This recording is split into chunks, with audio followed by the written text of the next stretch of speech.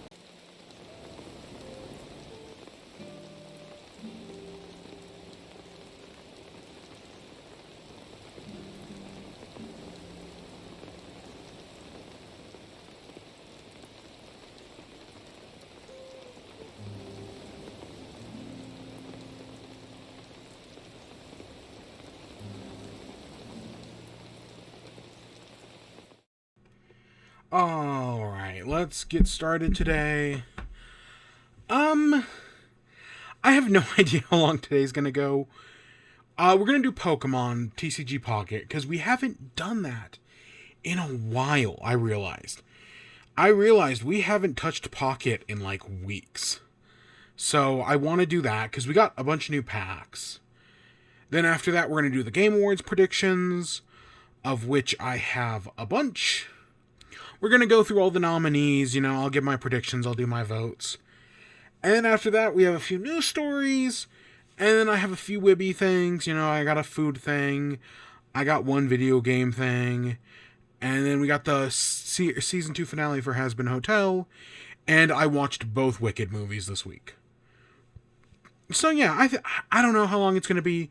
When it actually gets to game stuff, we're booting up Pokemon, we're going to do some shiny hunting, because I don't know if it just ended or whatnot, but the Delphox event was going on to get Mega Delphox, and I was like, you know what, I'd love a shiny Delphox. So we're going to go get ourselves a shiny Delphox. I have no idea how long it's going to take.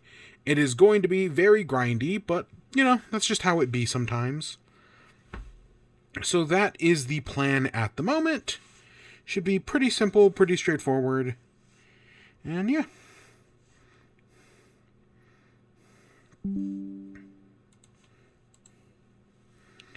Alright, let me hit this, hit this. Hey, look at that. We actually...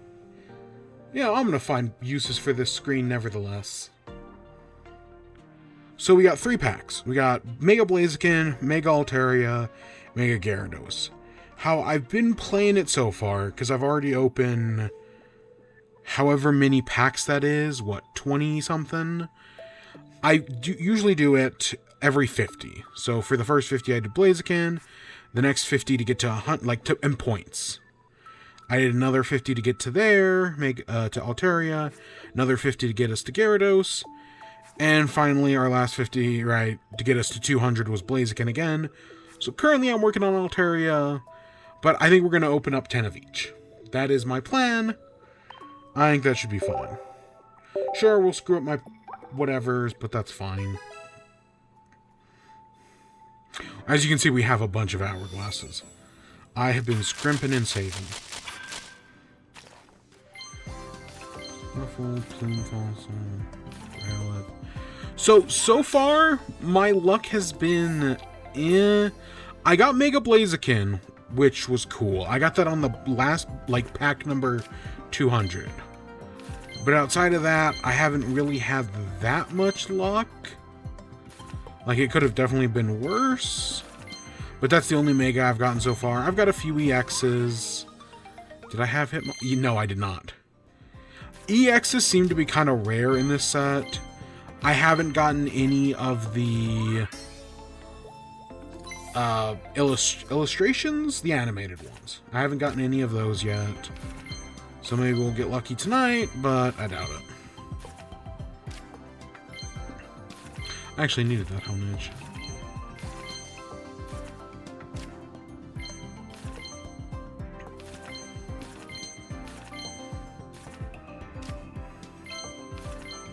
Okay, I know there's something else in the back of this pack. Is it a... Oh, it's a shiny!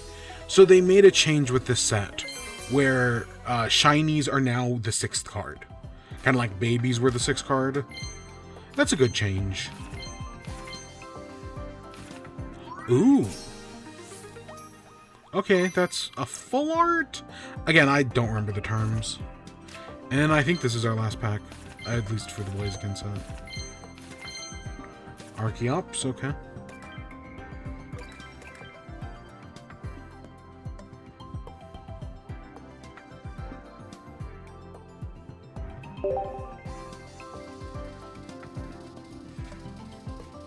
We got a few things we needed. Mainly the Hitmonchan. Ooh, what milestone is this? 5,000.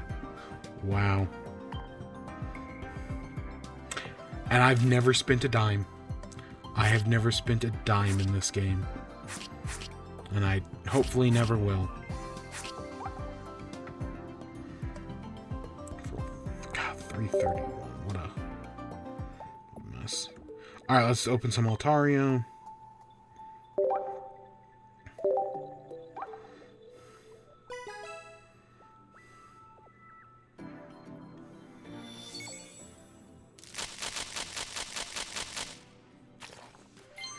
It's a love disc. Ooh.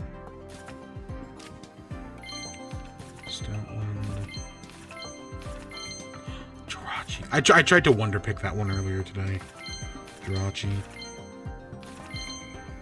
And there's our baby.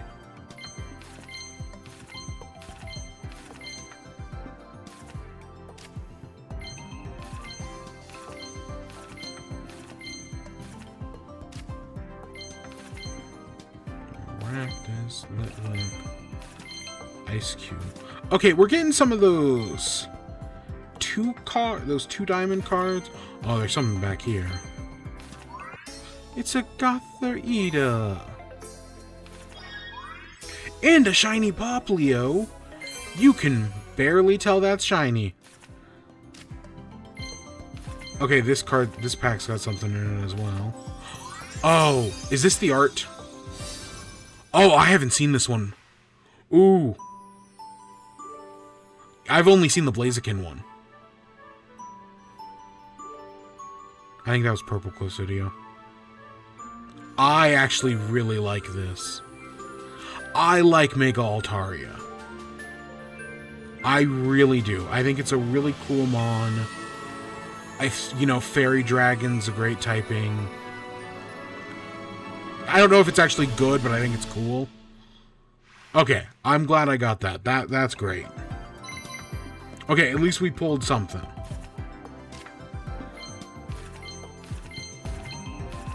There's normal Altaria. I have no idea if the Mega Evolutions are good. I know they're all high risk, high reward. Okay, I feel like we put a lot more new stuff in this pack. Yeah, because Mega Evolutions basically, if they die, it's out. So they're very high risk, high reward.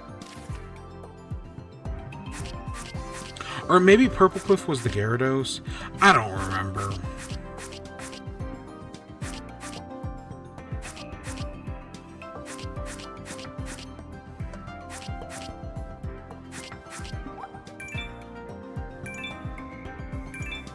Yeah, that got us a bunch of stuff.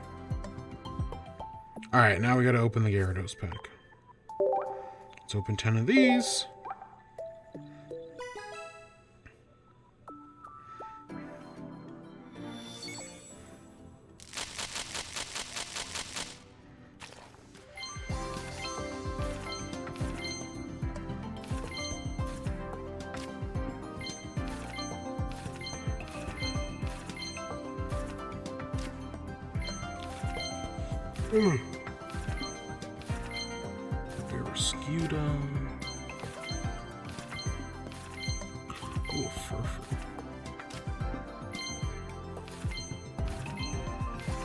Oh, I like the mirror in the back of that whale mirror. You guys saw the Mega Gyarados. That was good. Okay, there's something back here. Delcatty. Search for a friend.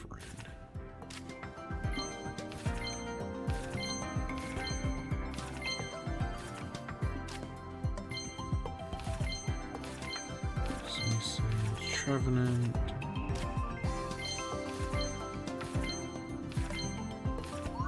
A Jolteon, okay. I didn't even know that was in this set. Alright, last pack magic. Anything? There's something. Grenin also didn't know that was in this set. Oh, and we leveled up.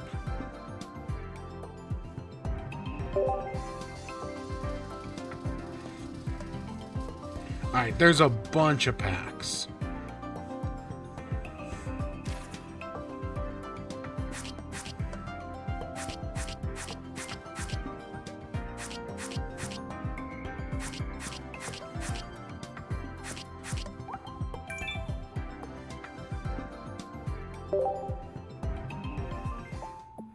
Okay, so I still have some things I need, but I'm a lot closer now.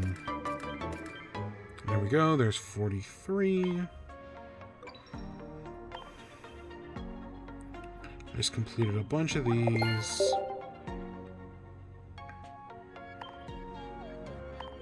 Here's the Mega Altaria. Ooh, I got both the Hypno. I think that's the first deck I've completed. Yeah. Click 3. I don't remember having that Ampharos, but okay. I mean, I'm not complaining. I don't even know what set that was in.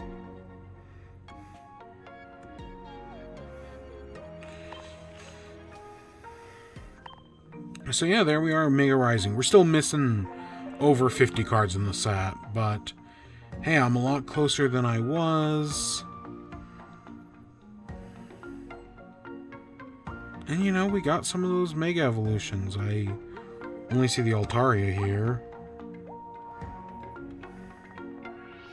Yeah, that 3 knockout rule is... Ooh, that's a lot.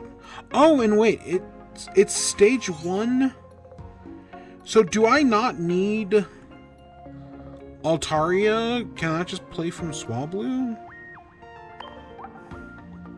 Because I've got Swablu and we just got Altaria. Huh, interesting. Oh my god. And so people have been making custom things in Kirby Air Riders. I saw someone make an Aegislash on the transformation vehicle where it transformed between the shield and the sword form. And it was so cool looking. Where's fire in this? Okay, it's up here somewhere. And there's our Blaziken. And then electricity, we probably passed it. Yeah, there's Ampharos. One of your 3 opponents is chosen at random 3 times. For each time a Pokemon was chosen, also do 20. I don't know if anything is good or not. That's the thing. I play this game to collect. I don't actually know what moves are good.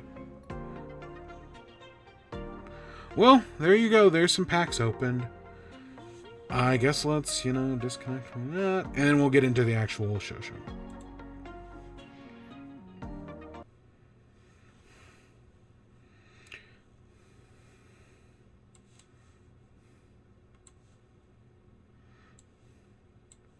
Okay.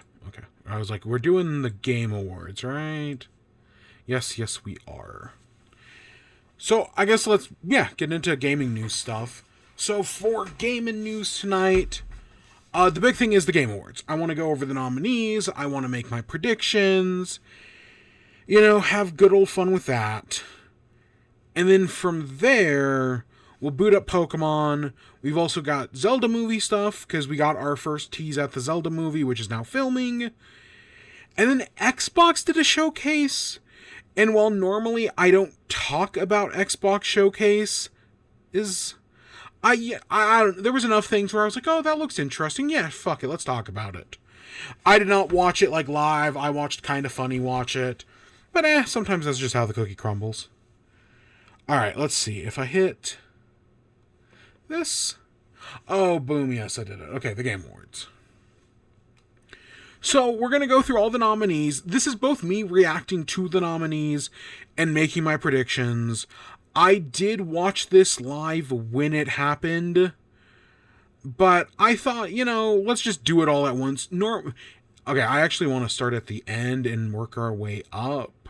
We're going to skip over all the esports ones. We'll start at Content Creator of the Year, and we'll just work our way up. I'll react to the nominees. I'll make my predictions. And so on and so forth. I wrote a few snubs down as well, so we'll talk about that when we get to that. And so on and so forth.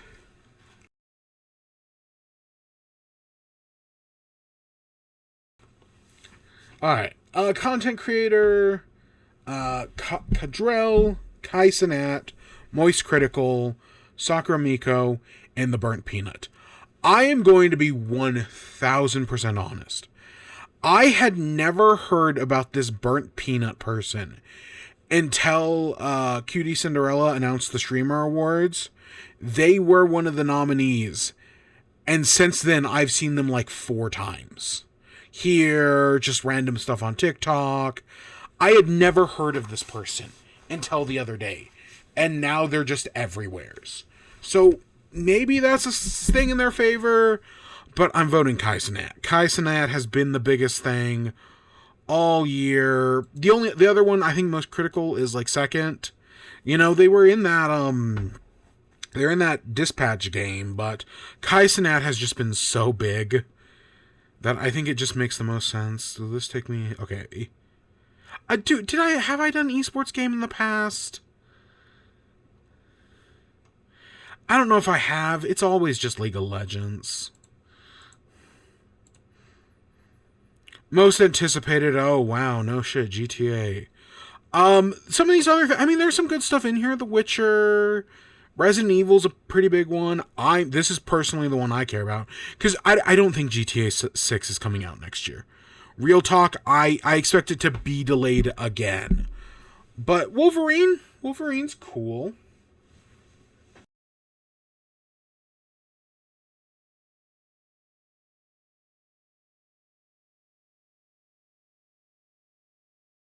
So yeah, but no, this is a fan voted category. Of course, it's gonna win because it's GTA 6. And literally, when they in the Xbox, we'll talk about the Xbox showcase. The one little segment they showed off of this game, the more I see, the worse it looks. It's such a mess. Best adaptation. Okay, the Minecraft movie's the obvious get. I've heard good things about The Devil May Cry. I know nothing about this. The Last of Us is divisive. It always has been. I don't think that's going to be any different this time. The Last of Us 2 was divisive. Season 2 of this show was divisive. But why the fuck is this here? This should not be here. There is no conceivable reason for this to be here. This movie fucking sucked, and it was a bad video game adaptation. Why the fuck is this here? You know what? This should have been Sonic. I think everyone's kind of in agreement, because Sonic came out the same week as the Game Awards last year, so it was eligible this year. But, like, one of the bigger problems with the Game Awards is that because they happen in December, there's an entire month of stuff that just gets completely left out, and by the time next year comes around, most people just forget about it. And so Sonic 3, which should easily have won this category, because if you put Sonic 3 amongst these other 5, it knocks the only thing that even kind of comes close is maybe this. And yet Sonic 3 knocks us all out of the water. But even still, this should not have ever been here. Fuck this movie. It's going to the Minecraft movie. Just for the memes alone.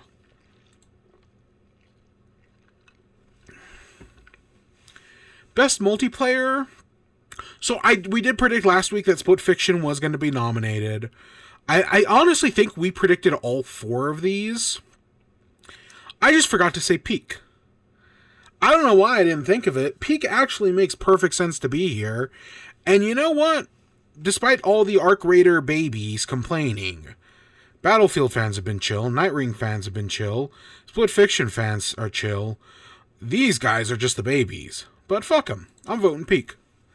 I think Peak is like, out of everything down there, oh wow, an extraction shooter. You know, another Battlefield. I've heard it's decent, but, you know, it is still another Battlefield.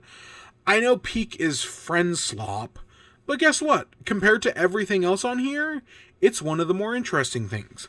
Like, I've seen Joseph Ferris do this before. I don't know. It's probably going to go to, like, Arc Raiders or some shit. But I think Peak's a more interesting pick. Okay, sports and racing.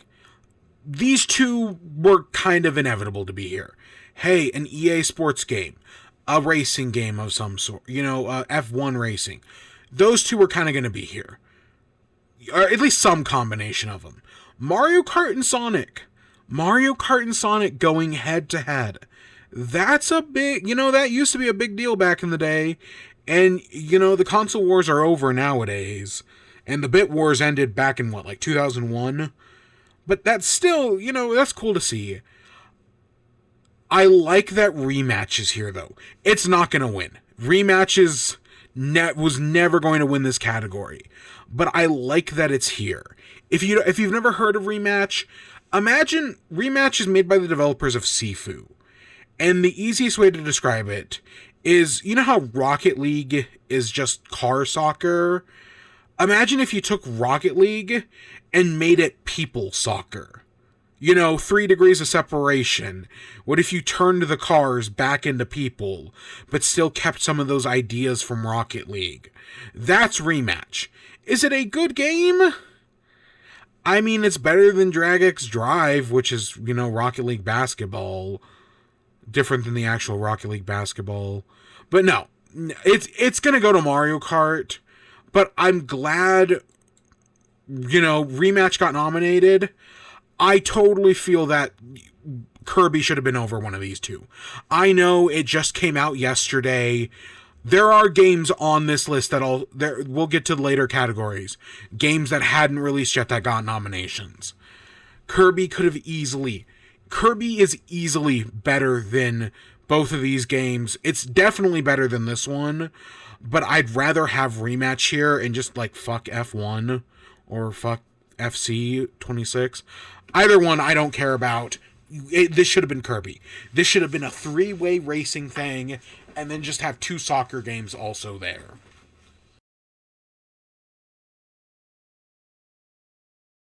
I have something in my eye right now, and oh my gosh, I don't know. Oh, I got like an eyelash or something. Oh, it's killing me. Sim strategy. The altar is the altars the one that uses AI? I know Arc Raiders has AI. Was the altars the other one that used AI? I don't know. I don't think it's going to be Sid Meier 7. I know the game is okay, but Civilization games don't get good until like year 3. So it's not there yet. I've literally never heard of this one. Don't even. These games should be so much better than they are. I love the idea of Frontier doing a Jurassic Park game. They just don't live up to it. I don't know what the Altars is, so it's literally between these two. I know people really like this one, but I've played 2 Point Campus, and it was okay. I don't know.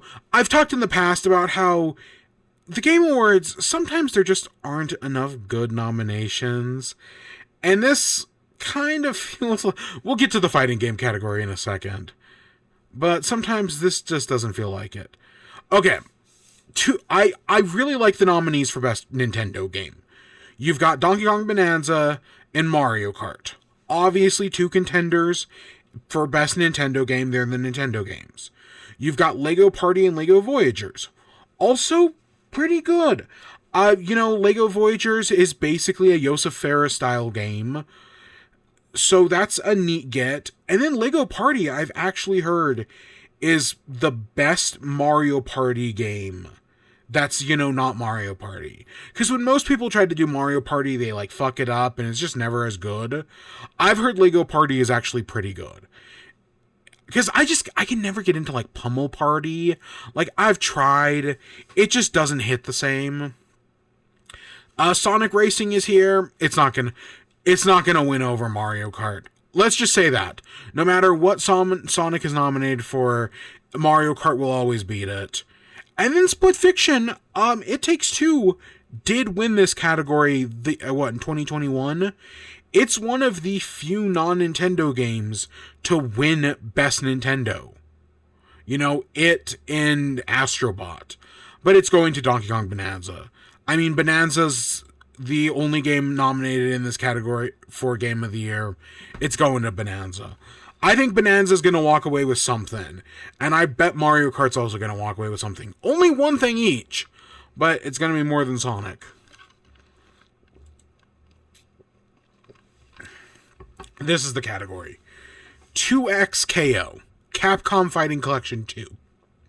Fatal Fury City of Wolves. Mortal Kombat Legacy Collection. And Virtua Fighter 5. I have heard of two of these. This one and this one. From what I understand, people don't like this one because it's got a bunch of terrible input lag. And I don't even remember what people were saying about this one. And I don't... Okay, that's Riot Games. That's Fatal... I mean, I've heard of Fatal Fury. I've heard of Virtua Fighter. This is not a fighting game year. The fact that two of these are collections is all the proof you need that this is not a fighting game year. The Game Awards, they always have bad categories. We'll get to action-adventure, action, all the problems with that. Some years, the Game Awards just needs to be there are not enough good nominees to put this category up. And maybe they do, instead, they have, Best Horror Game, Best Metroidvania, Best Puzzle Game.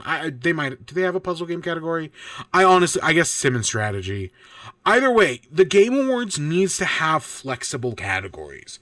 Because some years, there just aren't enough good fighting games. And some years there are great puzzle games that, you get one in Sim and Strategy and that's it. The Game Awards needs flexible categories where if there isn't enough good games, they just don't put that category up. They really need something like that because this is a pitiful collection. with that, I mean, let's just go 2XKO. It's definitely not going to be either of these two, and I don't know anything else about the other two to really judge. Best RPG. Okay, the question is, this is where we get Kingdom Come Deliverance, or not. Is this where Expeditions 33's sweep starts, or is Kingdom Come Deliverance actually going to win one? Monster Hunter is there. I know people like that game, but it is also kind of divisive, especially on the PC port. And then I really like that Obsidian got 2 nominees.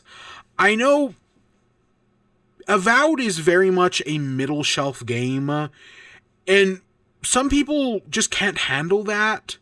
Like, the idea of a game not being made with, like, it's the best thing ever. Like, sometimes people just want to put out a good game. I know some people can't comprehend this, but not every game needs to be the most amazing 10 out of 10 thing ever. Sometimes you can just put out a good, solid 8 out of 10. Not saying they tried to make an 8 out of 10. They probably tried to reach higher than that.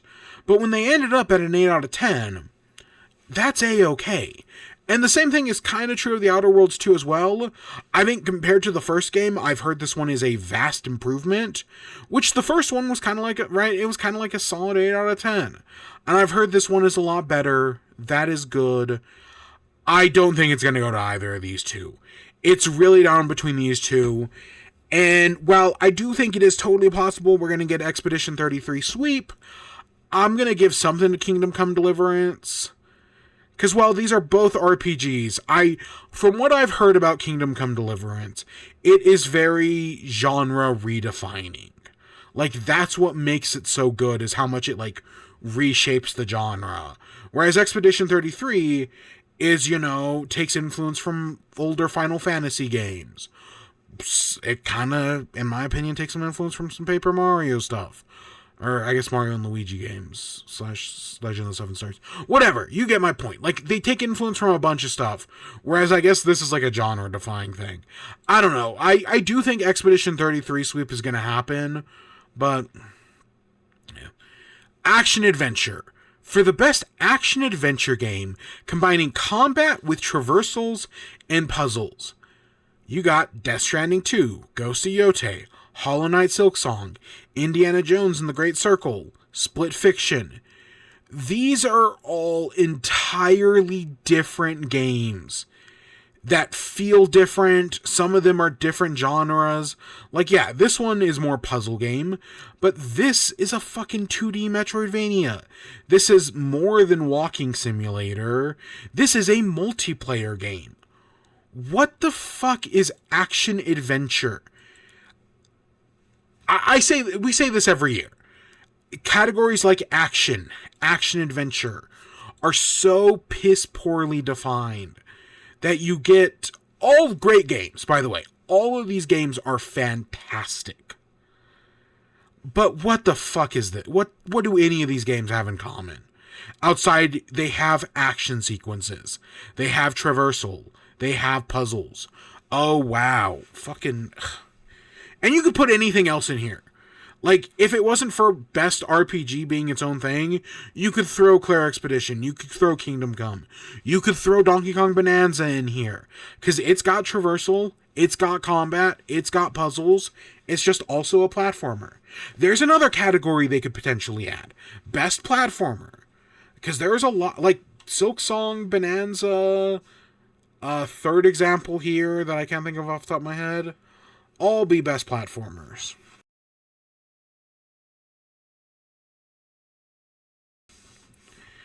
I have no idea. It's not Ghost of Yotei. It's probably also not, even though when I read this definition, combat, traversal, and puzzles, that makes me think Indiana Jones. It's not going to be Indiana Jones. I don't think it's going to be Silksong. Let's go Death Stranding. I always hate this category. It's so broad. Action. Same thing. You have a shooter, a roguelike, what do I even qualify that as? I mean, it is action, but like, it's not Souls-like. It is difficult. And then this is 2D. This is another 2D game, if I remember correctly. I'm gonna say Hades, because again, it's one of the games nominated for Game of the Year. Normally, my bias is towards Doom. Because I do like Doom, but this is just such a weird category.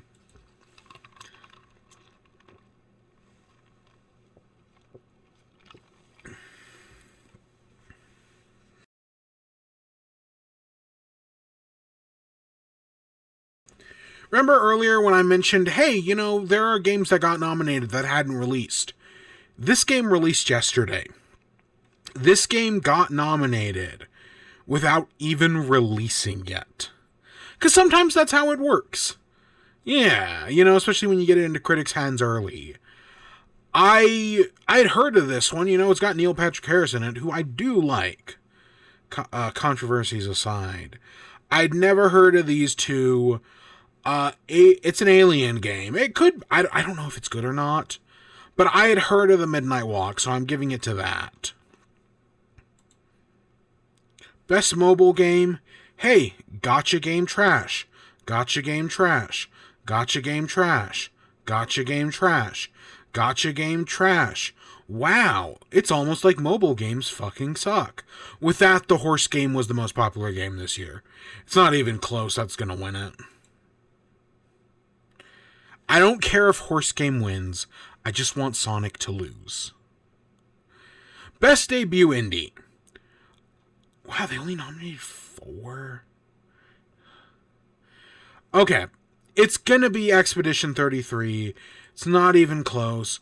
It's cool Blueprints is nominated for something. I've heard good things about Despelote. I've never played it. I hear you can beat it in like 2 hours. And then Dispatch is also pretty good from what I've heard. The weird thing is, games like Dispatch and Expedition 33, both these are made by people who used to work at Ubisoft, if I remember correctly. You know why there are 4? I just remembered this. The other one was Megabonk. So Megabonk was the 5th game nominated. Megabonk is a Balatro, or not a Balatro, it's a Vampire Survivors-like, but in 3D. It's made by a Norwegian developer, Vidiva?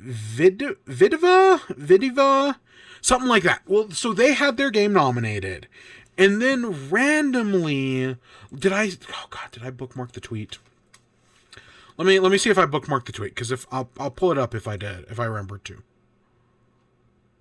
Oh shit, I did. Oh my gosh, thank you past me for thinking ahead.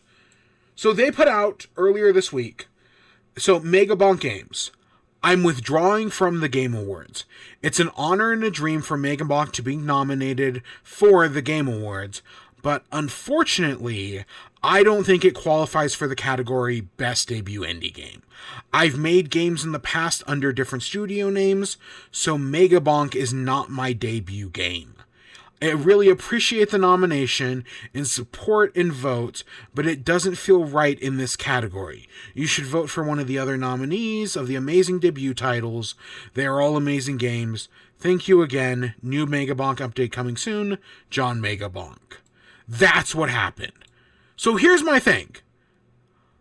I totally understand what he's saying. You know, this is not his first game. I guess allegedly this guy, Vidyadev or Vidivia, supposedly there was this one guy who was a game developer on YouTube called like Vidyadev. And he was a Norwegian developer, and then the guy who created Megabonk is like basically Vidyadev backwards. So he's Vedivia or something like that. It's been highly speculated that it's the same guy, and allegedly he's going to reveal the truth soon. But here's the thing. Yes, it is not his debut game. But technically, the people who worked on this game have worked on games before. The people who've worked on this game have also worked on games before.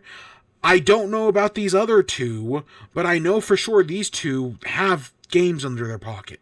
Because here's the thing about Best Debut Indie, created by a new independent studio. Technically, he's worked under a different name. But if you know anything about the Grammys has a Best Debut Album category. I think it's I might be thinking of the MTV Music Awards, but I think I'm thinking of the Grammys. The Grammys have Best Debut Album. But it's not for someone's debut album. It's just for the album that made you popular. Like last year, Chappell Roan got nominated. Chappell Roan has been in the industry since like 2018. People have found her playing like Pink Pony Club way back in the day. That was not a new song. And yet she got nominated for Best Debut Actress because last year was the year she broke big. And I think it's the same thing here. It's not just like, oh, this is your new game. This is just the year you broke big. So I totally think he should, Megabong should still be qualified for this. But, the dev can do whatever they want. And in some ways, I do kind of respect. I don't know if it showed the Venny, right? The first comment under that was the Venny tweet of Mega Chad. Yeah, that's completely correct. I now respect the game a lot more. I think it pulling out is probably more press than if it had just been nominated. Because it wasn't going to win. This is going to win. Probably. It could be this, but I think it's going to be this. Best Independent Game. Some good nominations. The only one of these games I hadn't heard before was Absolem. I'd never heard of Absolem before. It's some sort of roguelite something or other. I don't remember if it's a Slay the Spire-like. I don't know. It's definitely on my radar. But I've played Bollocks Pit. It's really good. I've played Hades 2. It's really good.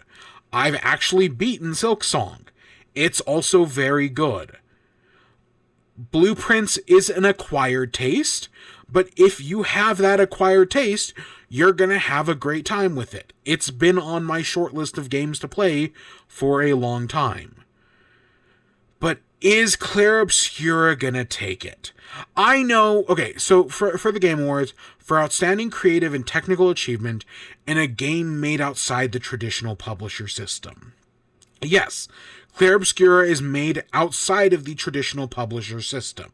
Because, it's a bunch of ex-Ubisoft devs who started their own studio.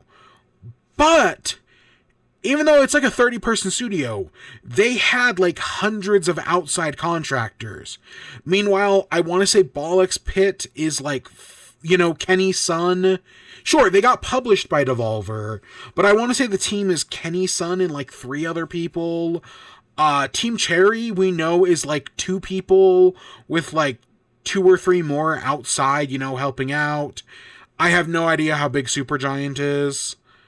And then I don't know anything about these other 2. They're small teams, so Clair Expedition kind of feels like the, odd man out here. I know some people say, well, oh, this game had a publisher. Does that even count anymore? Because Expedition 33 also had a publisher. I would still say it counts.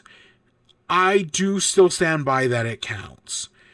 But who the fuck is going to win this? Because, I can totally see Expedition 33 sweep. But I kind of don't want Expedition 33 sweep. Kind of like I said, Hades for Best Action. I kind of want to say Silksong for Best Indie. Because, yes, Expedition 33 does count here, and I could easily see it take it, but I wouldn't mind if either of these 2 took it as well. I know this bites me in the ass every year. Every year, I'm like, oh, I want Best Independent and Best, first-time indie game to be separate winners, and they never are. So I'm going to call it right now. They're going to do Best Indie Game. It's gonna be Clair Obscura Expedition 33. And then as they're walking up, someone over the announcer is gonna be like, oh, the developers also won Best Debut Indie. Because that's how it works at the Game Awards. Usually whoever wins one wins the other. At least as far as I can. Like, I can never think of a time where you didn't win one but also win the other. I'm sure it's happened, but I can't think of it.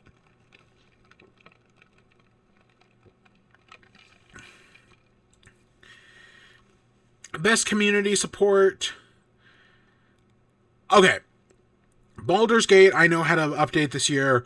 Fortnite, as always. Helldivers came to Xbox. No Man's Sky is still putting out updates somehow.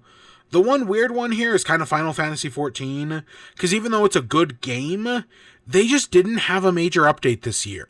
Like, there was nothing big that happened in Final Fantasy XIV, so it's kind of a weird thing. But usually I'd say Fortnite, but I feel like Fortnite never actually wins this category.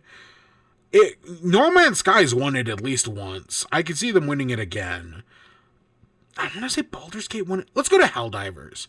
You know, they came out on Xbox, sure, why not? But I wouldn't be surprised. Because again, I think both these games have won it in the past.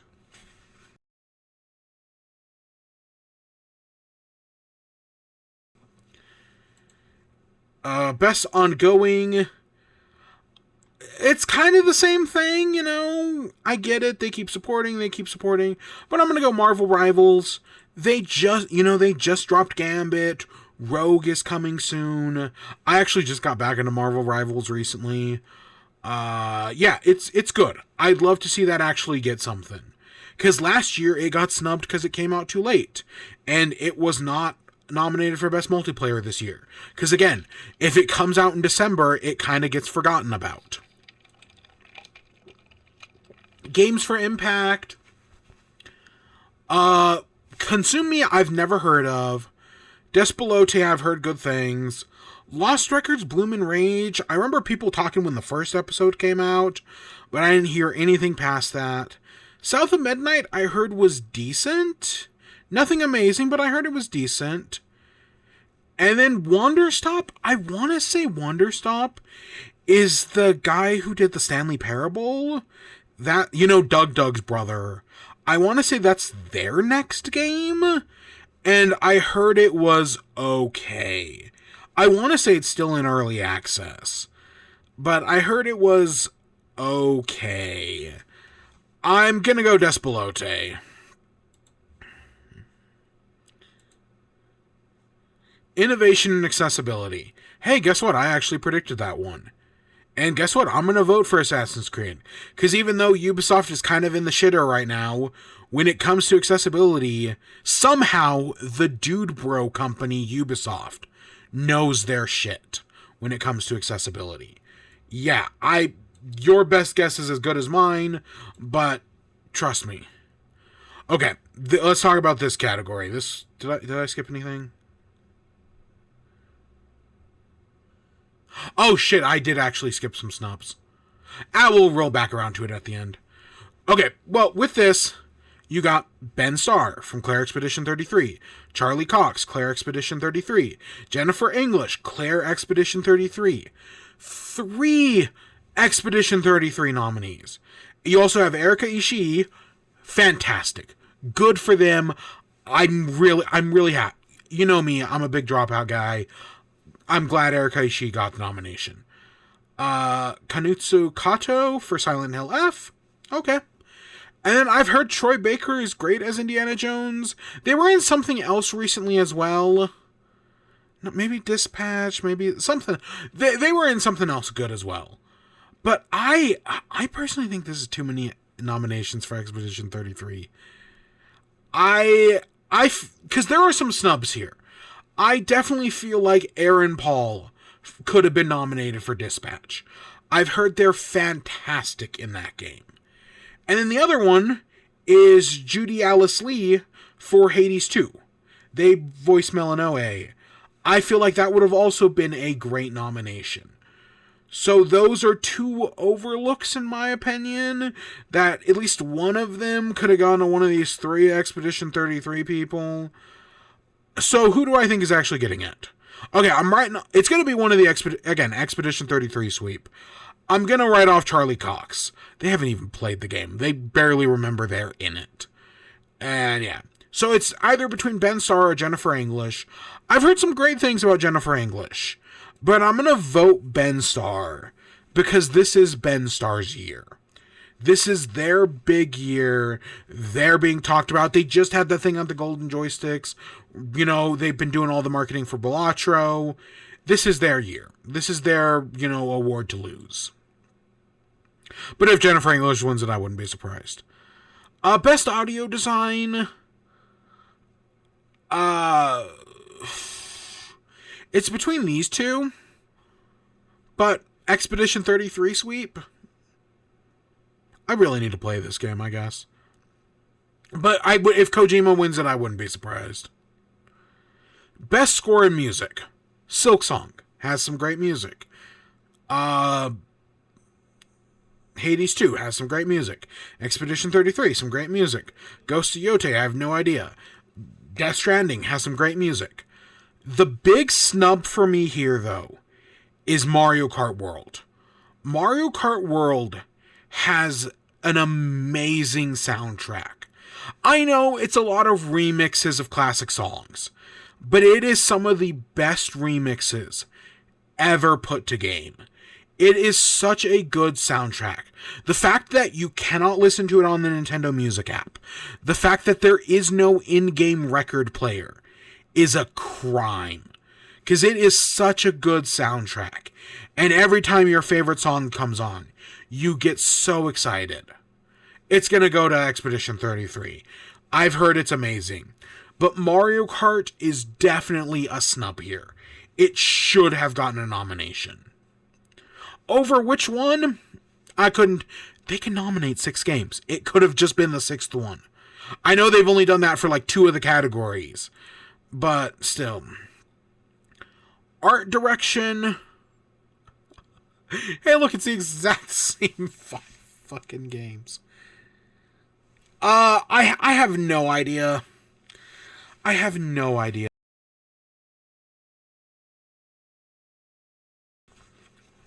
I really like Silksong. I really like Hades too. But it's Expedition 33 sweep. Best narrative.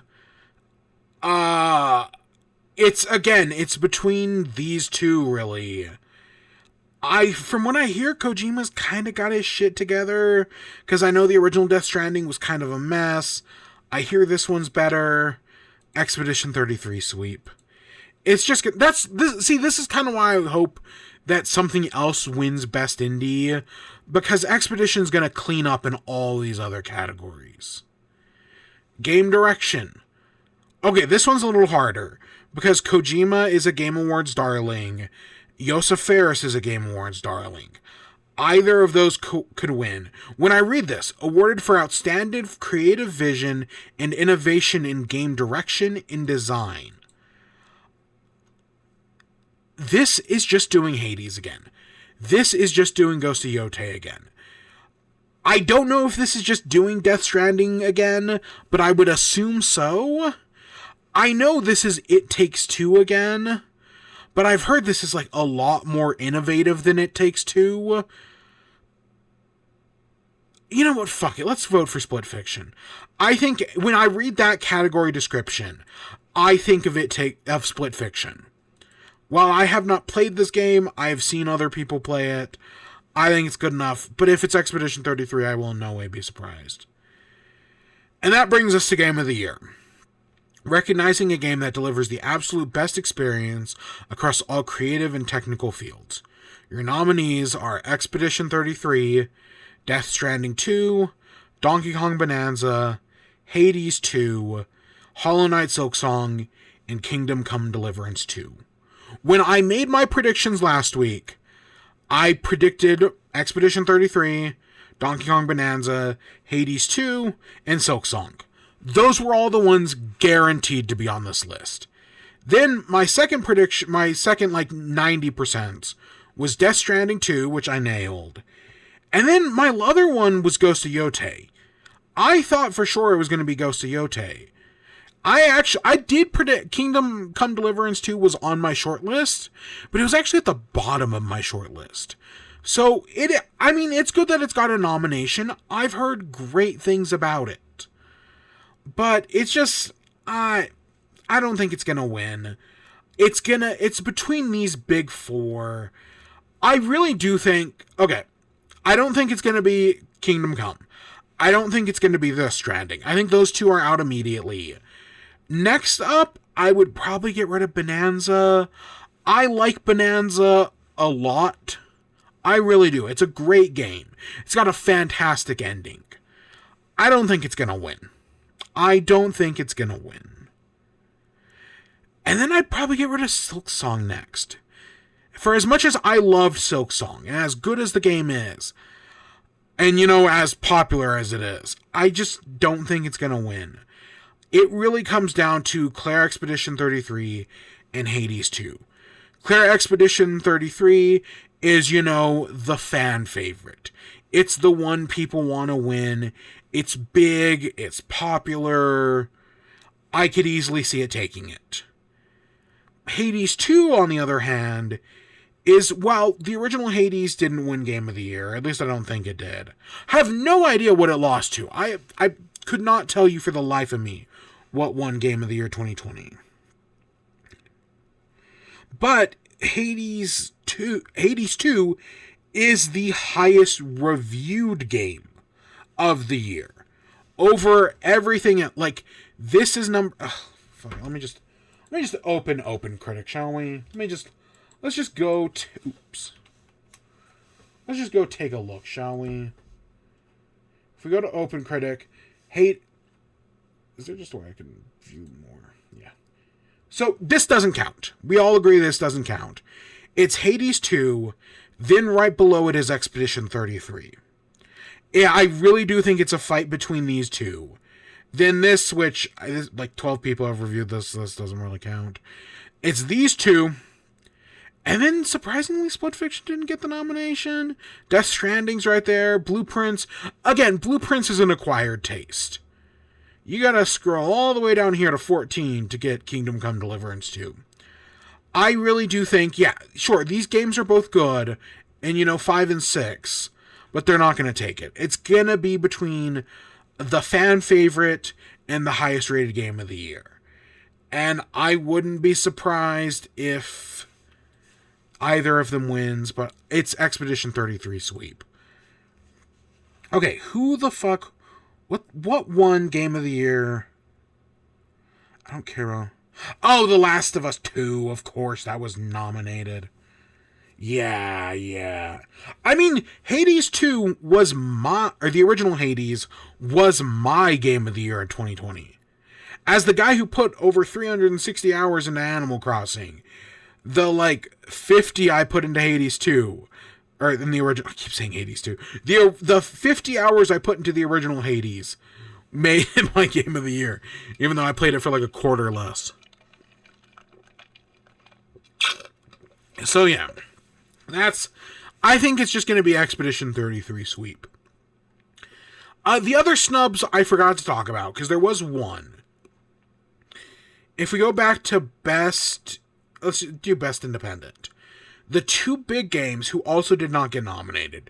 Admittedly, I don't know what I'd remove, but the two big that got snubbed. Peak and Schedule 1. Schedule 1 is a game about selling drugs. I personally don't really get the appeal of it, but a lot of people love it. Schedule 1 was a very popular game this year. I get it. And then the other one is Peak.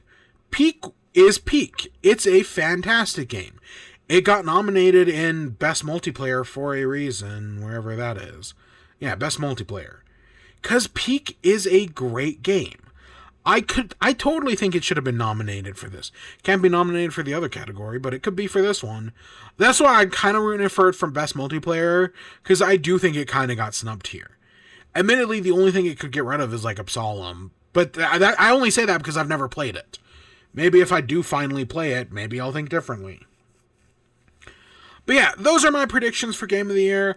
Overall, I think they're all really solid nominees. I think a lot of good things got nominated. Sure, there are a few snubs. I think the biggest being Sonic 3 and Mario Kart. But overall, there are some good games here. I expect an Expedition 33 sweep, but I kind of hope it doesn't. I hope some of those other good indie games get some of their nominations. I think, best possible world, everything on here walks away with something. That's you. I know you share the love, as I say. That instead of this game taking all 12 of its nominations, which it can't. Like, by default, I think the max it could take is 11. Because, it's got 3 for best performance. But if it takes 11 nominations, I would love to see Death Stranding win best narrative or direction. Donkey Kong wins best family game. Hades wins best action. Silksong wins best indie. Kingdom Come win RPG. I would love to see somebody walk away with everything. Because that's how it has happened in the past. I want to say 2023, everybody walked away with something except for Spider-Man. Everybody else got something. And I'd like to see that happen again. But we'll just kind of have to wait and see. Alright, let me hit our BRB. Let me go get some more water, because I am out. I also got to pee. And then we'll be right back. Why does switching to BRB crash the stream? I've noticed that every week for the past 3 weeks, whenever I go to BRB, it just breaks the stream for some reason. This isn't a high quality HD video, people. This thing's probably 720p for Christ's sake.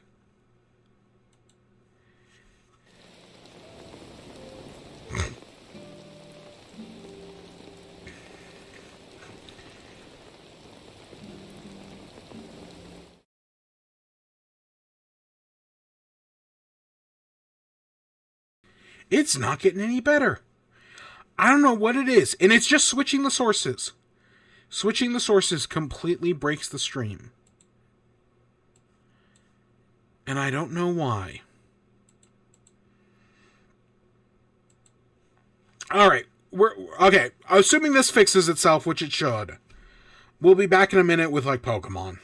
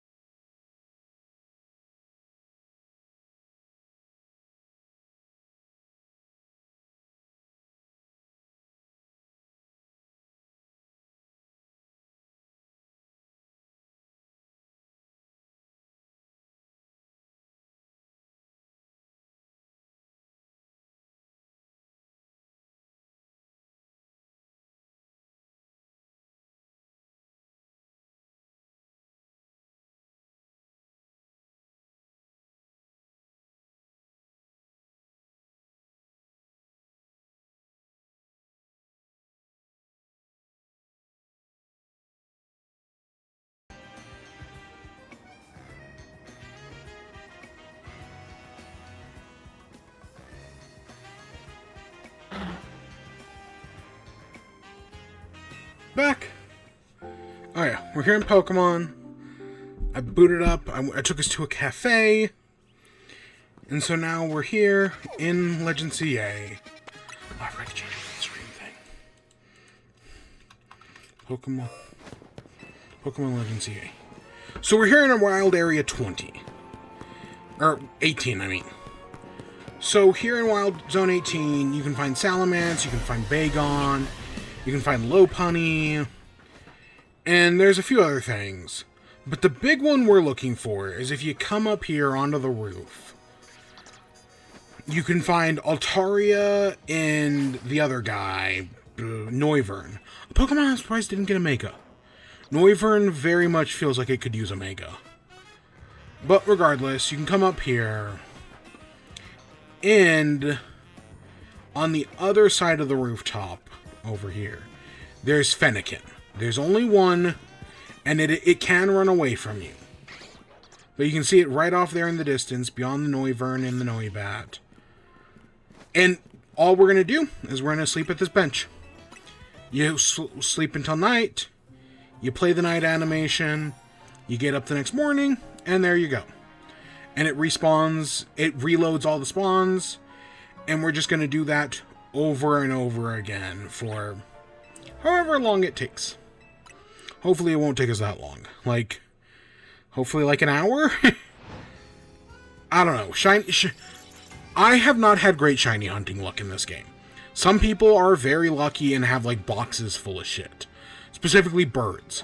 I have not found a single shiny Fennekin? Not Fennekin.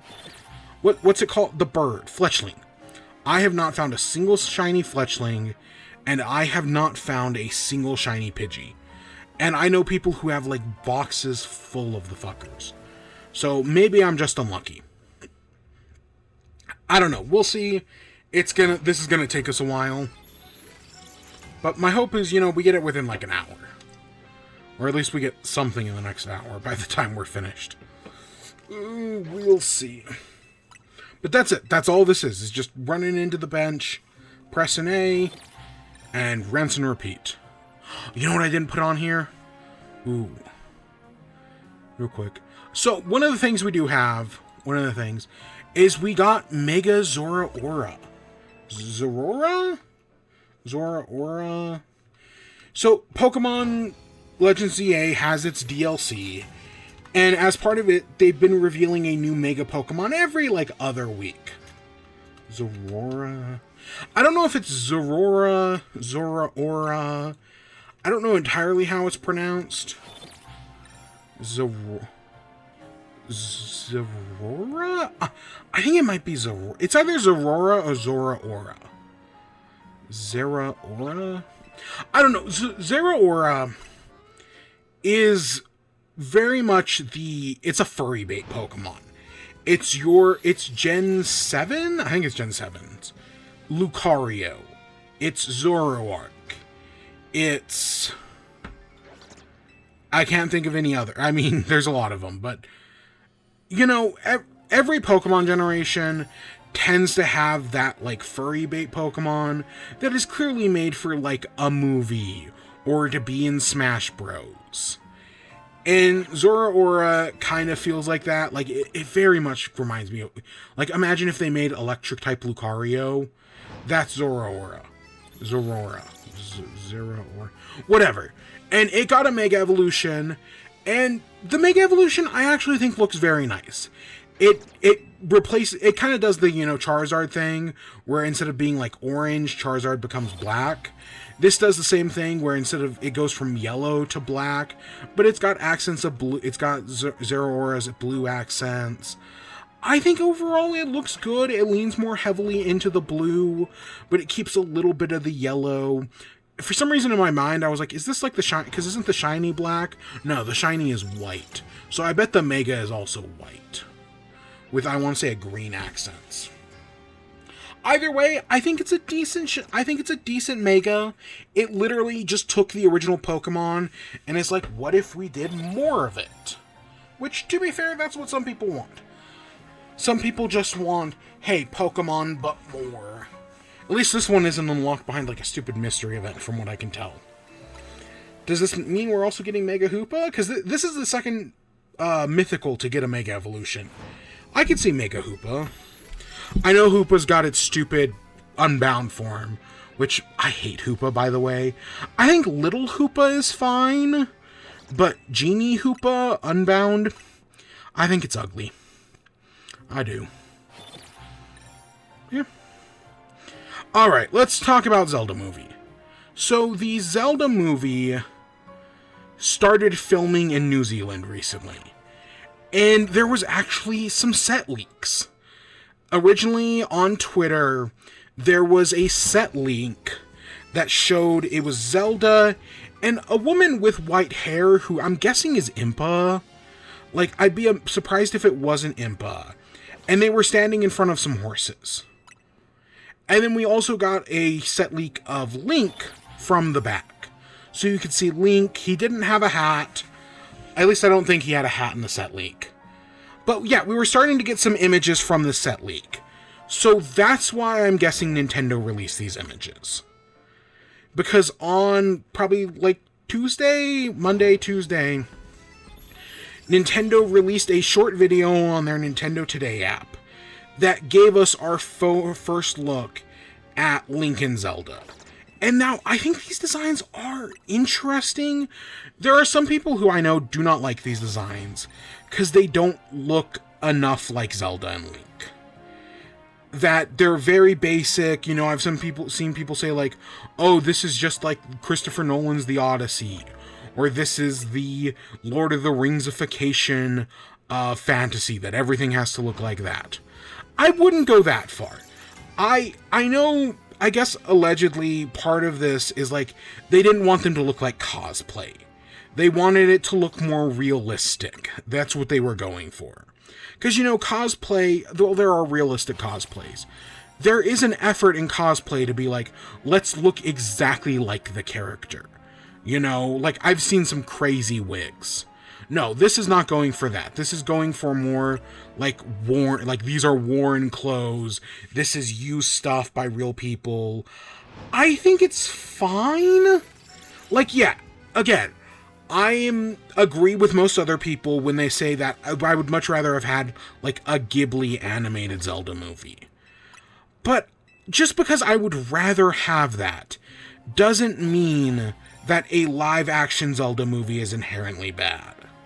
I feel like there are some people who take the false equivalency that you can only have one or the other. No, you could have a good live-action Zelda movie. Yes, am I worried about the producers? Sure. But the director gave us a good Planet of the Apes movie. This could be good. Anything is possible. For Link and Zelda, she's very much reminds me of the Breath of the Wild Zelda. She's got the blue tunic, she's got the longer hair, she has a bow and arrow. I've already seen those gamers come out of the woodworks and be like, oh, here they are, Nintendo making another princess into a generic girl boss. Like, fuck right off with that. Sure, Zelda has been a damsel in distress in a lot of games, but she has also played a major role. She's been a bow wielder since, God, Ocarina of Time at least. Right? Zelda has always been associated with a bow. So her having a bow in this promotional shot just makes sense.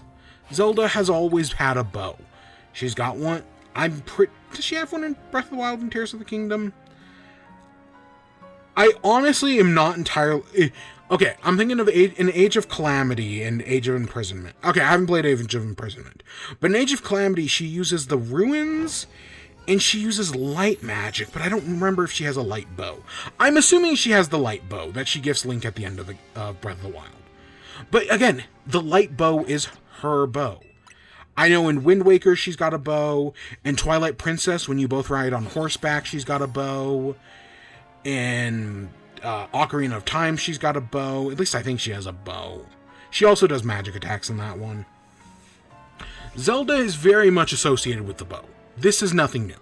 She's also associated with magic. I wouldn't be surprised if that comes up as well. I don't know if they're going to do the whole Sheik thing.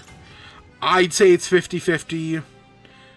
Because, okay, so if the Zelda is Breath of the Wild inspired, Link, on the other hand, feels like Twilight Princess Link. Because the Twilight Princess Link uses the green tunic. Which I know a lot of games, every game but, Breath of the Wild and Tears of the Kingdom have the green tunic. And even still, Breath of the Wild and Tears of the Kingdom do have a green tunic you can get. But if I looking at the images, the one it reminds me the most of is Twilight Princess. Because I do kind of feel like that's where we're at with Link and Zelda. That the most iconic Zelda is her most recent incarnation in Breath of the Wild. Whereas the most iconic Link is probably Twilight Princess, mainly because that's the one that gets used in all the promotional material. If you pull up Nintendo's website and look at their picture of Link, it's Twilight Princess Link. Which kind of sucks, because admittedly, Twilight Princess Link is better than Twilight Princess Zelda. I have gone on record, I do not like Twilight Princess Zelda. I don't like the brown hair. I don't care. Kind of like I don't care for pink-haired Link. I know some people like it. It's not for me. But when it comes to green tunic Links, I prefer Skyward Sword over Twilight Princess. But Twilight Princess just kind of seems to be the default. I've seen some people bitching about the hat. I've also seen some people that he doesn't have one.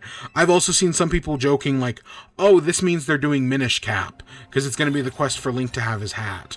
I want to say in one of the set leaks or whatever, we do see, while he's not wearing the hat, he has it on him. So there will probably be a hat somewheres, even if, again, in Breath of the Wild, he doesn't have one.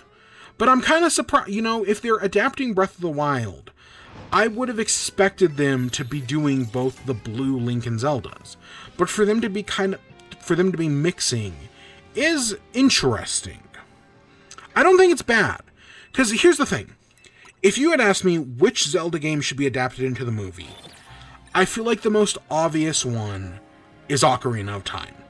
Ocarina of Time is kind of the basic, bare-bones Zelda story that, I feel like has the most potential for movies. But the most popular Zelda is Breath of the Wild. It's kind of not even close. It's the second most critically acclaimed behind only Ocarina. I feel like there's an easy way to adapt Breath of the Wild as well, at least in elements. So them kind of potentially mixing the two makes sense.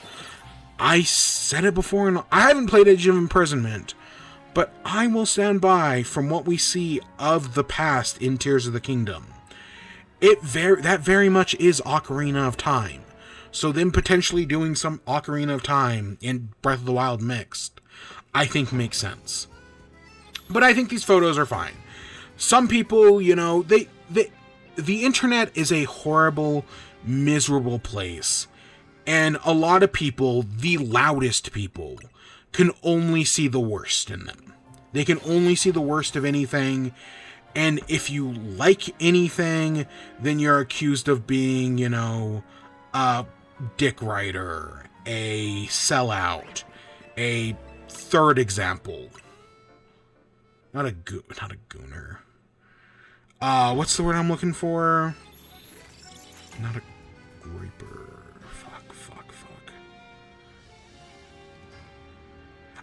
There's a word for it that people like to use a lot nowadays. That basically just a shill. Maybe it's just you're shilling out for it. People are allowed, just because you like something does not make you a shill for it. You are allowed to like things, even if the most miserable cunts on the internet tell you no.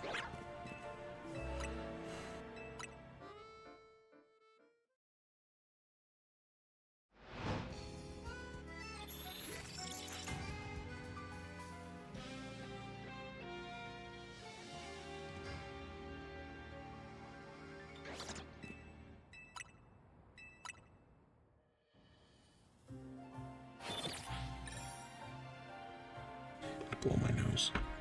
Alright, let's talk about the Xbox thing. So, Xbox did their partner preview, which this is basically Xbox equivalent of like a Nintendo Direct Mini partner showcase, where this is not all the big first-party games. This is just a bunch of third-party small games. And, like with most of these shows, I go in with no expectations. I don't expect anything. I'm just like, you know what? If I walk away with one thing, good. Usually I don't even watch Xbox shows. That's the other thing. Is that kind of Xbox shows just aren't worth my time. Like, I'll watch a PlayStation show. It's actually kind of wild we forgot to talk about the PlayStation one last week. Not that I had much to talk about. Oh, I got into the Tokon beta, by the way. I don't know if we're going to do anything with that. Probably not. But I did get into the beta for the new one. But yeah, I don't expect anything from Xbox. As long as I get like one thing I'm interested in, then I'm good. And I actually got a few. And that's probably why we're talking about it today. Is because I got more than one thing. So we'll talk about it. But yeah, it's an Xbox partner showcase. You know, I don't expect much.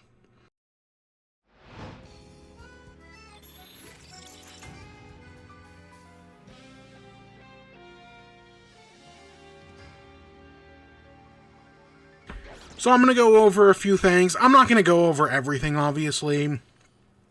But we'll go through a few things. Armature, this was the first thing that showed off. It's a roguelite shooter. If I had to compare it to anything, it reminds me of Returnal. Or I guess Soros, which is the new one. I know people really liked Returnal. I know people are excited for Soros. So, this looks fine. You know, it's good that, I guess, people are taking influence from Returnal. I guess this is made by... I don't know if it's made by a French studio. The game definitely takes place in France. I want to say you see the Eiffel Tower. But it's the developers who made Godfall a few years ago. If I remember correctly, people didn't exactly like Godfall. So I don't know if this is going to be any different. But hey, you know, maybe it's good. Comes out 2026, and it's coming to Xbox, PlayStation, PC, obviously, and Switch. Yeah, there were a few games on here that are also coming to Switch. The one I really wanted isn't coming to Switch, and that kind of sucks.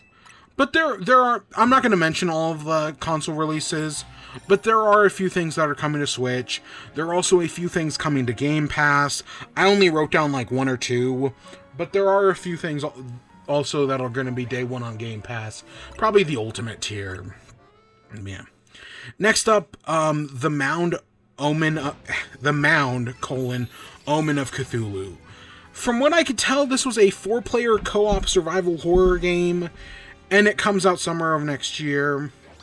Okay, you know, I remember playing 7 Days to Die back in the day.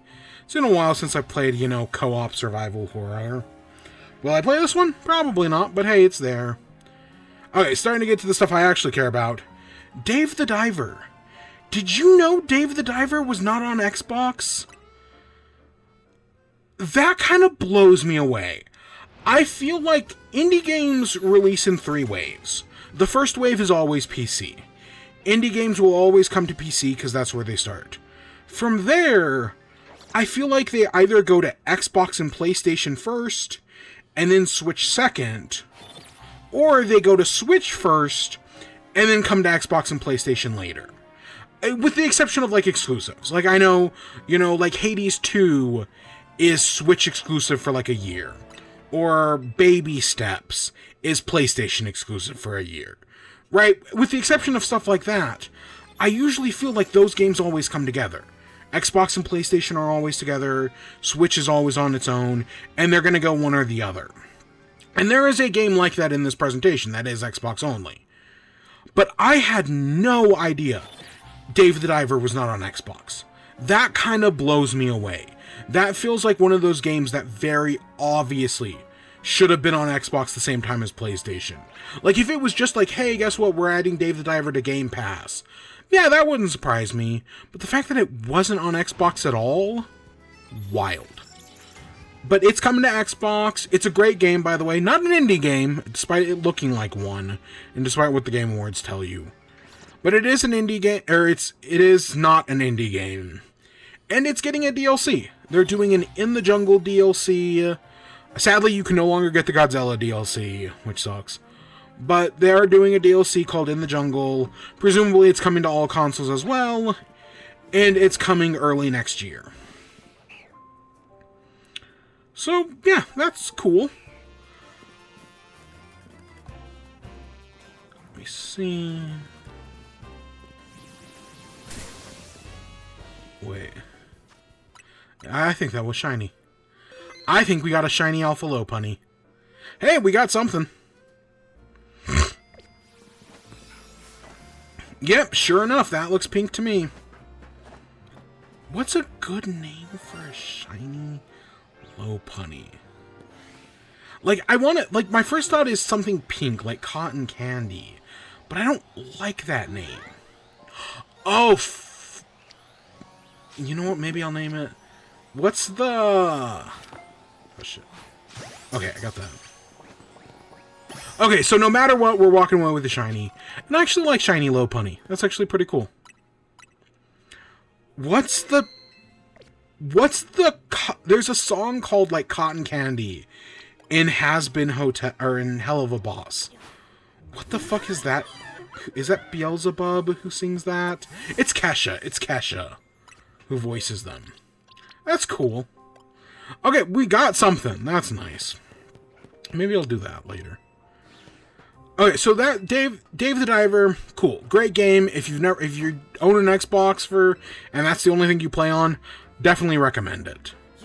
Even though if you're one of those people who only owns an Xbox and doesn't play anything else like ever, I have a feeling you only play like 4 games, but that's just me. Next up is Crowsworn.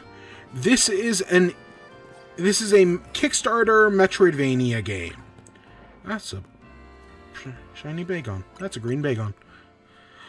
So yeah, Crowsworn is a Metroidvania very much inspired by Hollow Knight.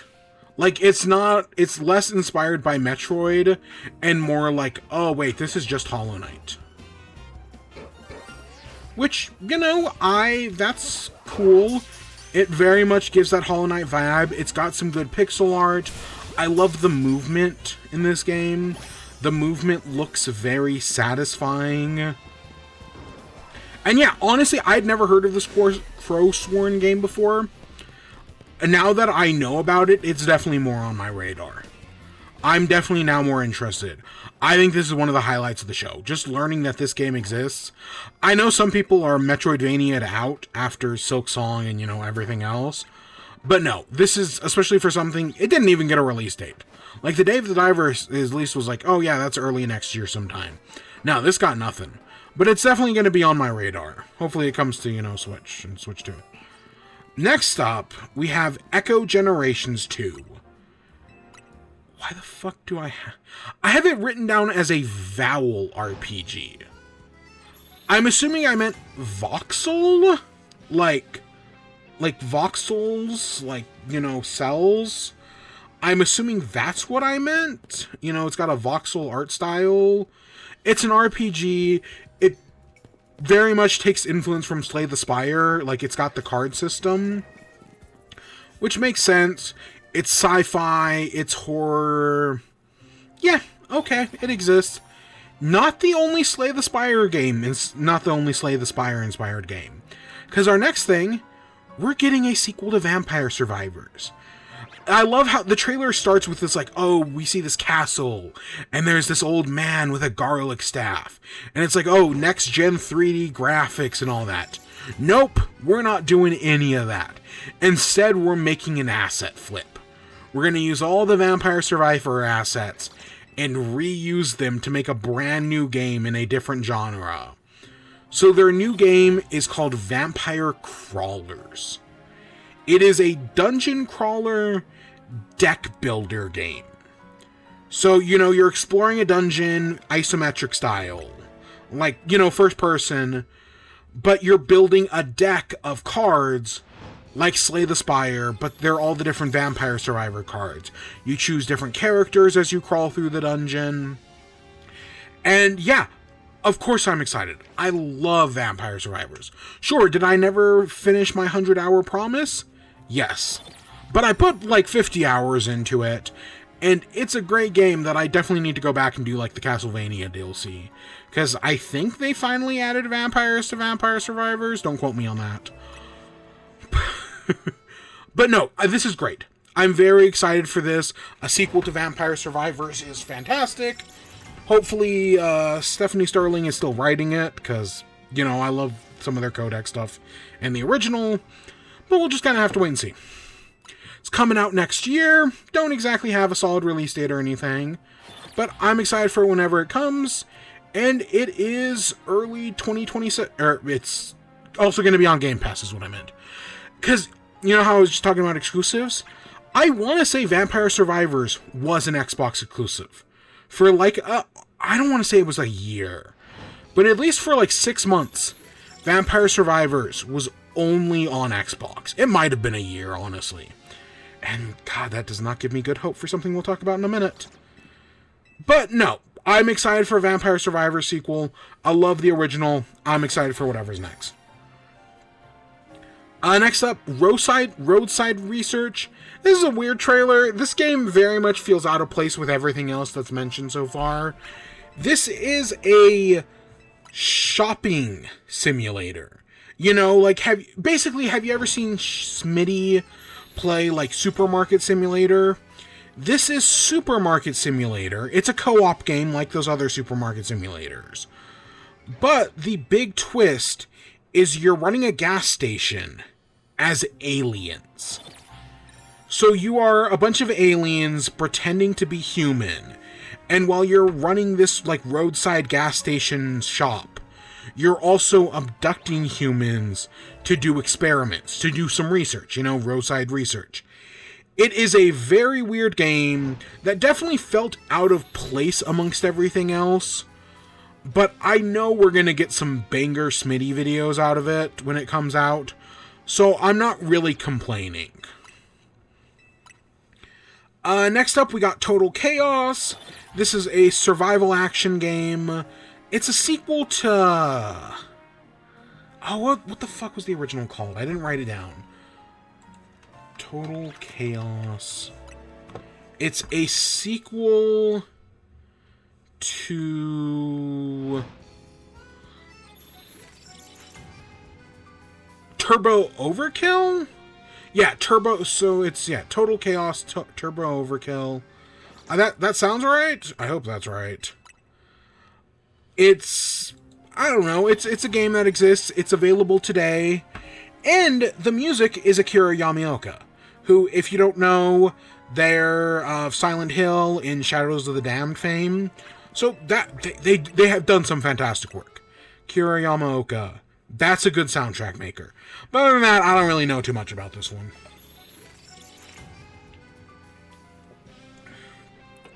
Next up is Reanimal.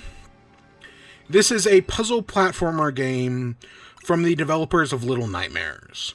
Because even though, from what I heard, people didn't like Little Nightmares 3, that was a different developer team, potentially, maybe. And this is their actual, like, you know, this is their custody battle game, as the old saying goes.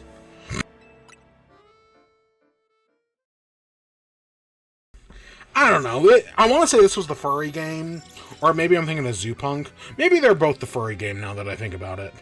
But there is a demo available right now if you're at all curious, and it comes out Valentine's Day next year. Next up is Erosion. This is a cyber-western, open-world roguelike. It looks okay. The gimmick of this one, though, is it's called Erosion, because every time you die during a run, 10 years pass in between runs. So that, you know, if they're going for, you know, Hades-style things, but, you know, instead of, like, you know, talking to all the characters in between runs, it's like, oh, yeah, 10 years have passed. Here's the thing that have changed. Like, you're looking for your daughter or something. And so at the end of the trailer, it was like, oh, you know, your daughter's like a little girl, and then she's an adult woman, and then she's an old woman. So potentially after each run, things change. That seems interesting. That has potential, just based on execution, and it's coming out in spring of 2026. Next up, we have Zoopunk. This is a prequel to the game Fist, Forged in Shadow Torch, which I know nothing about, but from what I do understand, that game was a Metroidvania, and this is a third-person action. That is a weird change. Maybe it'll work out, maybe it won't. I have no idea, but that is for sure a weird change for the developers to make. And it doesn't even come out next year. It comes out in 2027. So it's still a ways away.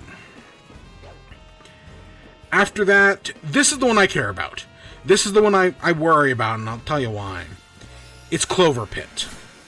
If you have not heard, Clover Pit is this year's Balatro.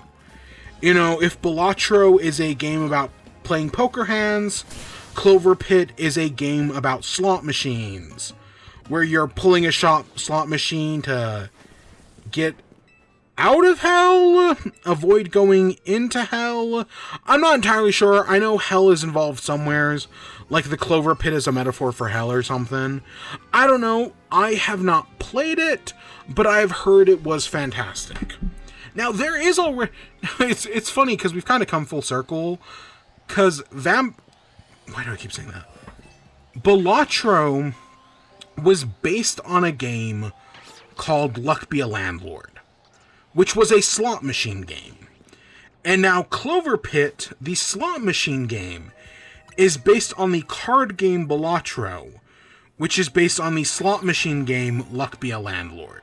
I'm sure Clover Pit also takes some influence from Luck Be a Landlord, but you get my point.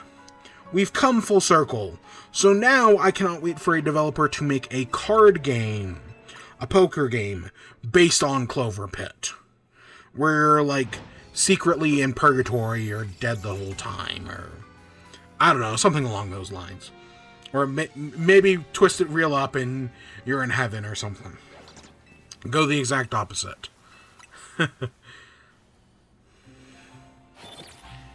But no, I've heard nothing but great things about Clover Pit. This was one of those games that I was really hoping was coming to Switch. I've been waiting for it to come to Switch.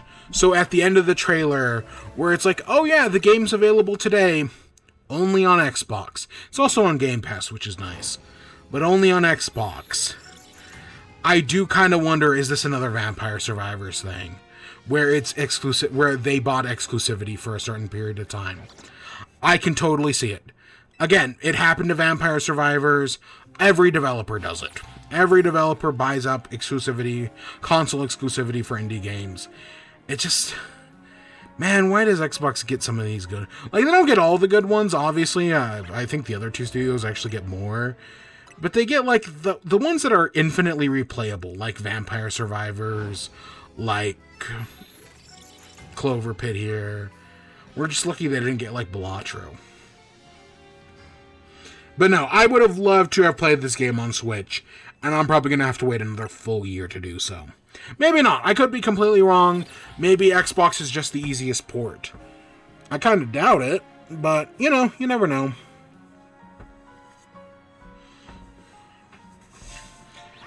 But yeah, game looks great. I want to play it eventually, but that's not happening. I know I own an Xbox and could just play it on the Xbox. I ain't doing that. I'd pick it up on PC before I pick it up on fucking Xbox. Oh my gosh. Like, the only reason I ever played Vampire Survivors on Xbox was because I had Game Pass at the time. Next up, Tides of Annihilation. I know nothing about this game. I guess it's a sequel to something else. This trailer was great. This is the trailer that should have ended the show. It was literally just a boss fight trailer.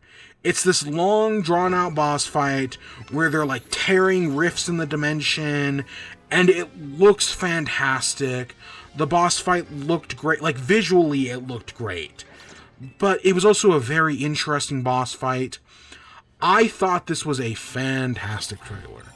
Just for, again, it's just showing off a boss. You know, it does like Dark Souls used to do that. Where it'd be like, hey, let's just show off a boss fight and how cool this is. That's what it felt like here. This was just showing off a cool boss fight, and I think they nailed it. The final game, though, was Raji Kaliyuga? Yeah, it's Raji Kaliyuga. If you do not remember, Raji, an Ancient Epic was a game that came out a few years ago. I heard good things about it, and this is its sequel. However, I want to say Raji, an Ancient Epic was like a 2D Metroidvania style game, whereas this is a third-person action-adventure. I don't know what it is with switching genres into, third-person action-adventure, but that's the second time that's happened during the showcase. I don't know, it could be good. I heard the first one was good. I want to say it got nominated for a Game Award. Yeah. And then this is also coming to Game Pass. I don't think we got a release date or anything like that.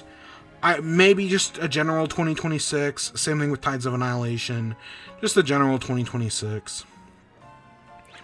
Yeah.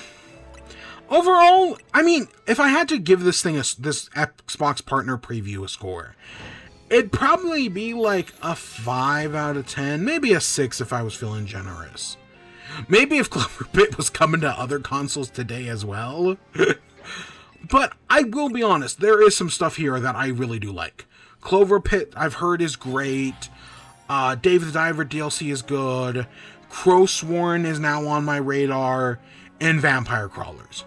As someone who goes into this show expecting nothing, those 4 things are all pretty good. I actually am looking forward to all 4 of those things. So, I mean, yeah, I guess a 5. Because there's a lot of shit I didn't care about in here as well. But those 5, yeah, that looks good. Some of the, like I said, that Roadside Research is going to make a good Schmitty video. Erosion might be good. I don't know, we'll kind of have to wait and see. Yeah.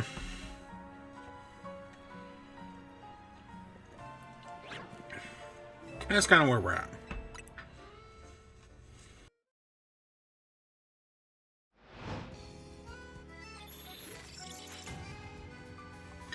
So, I guess that takes us to WIBE. We have a few things to talk about. Our big thing is Wicked.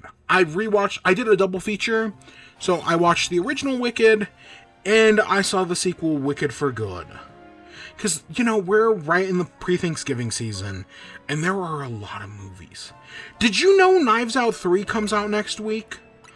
I had no fucking idea, but I was looking up tickets for Zootopia 2, and right next to Zootopia 2, it's, hey, Knives Out 3, Dead Man Talking or whatever, Dead Man Tells No Tales. And I was like, what do you mean Knives Out 3 comes out next week? What the, like, I know it's still a Netflix movie, but, like, they're giving it, like, a theatrical release for, like, 2 weeks before it comes to Netflix in December.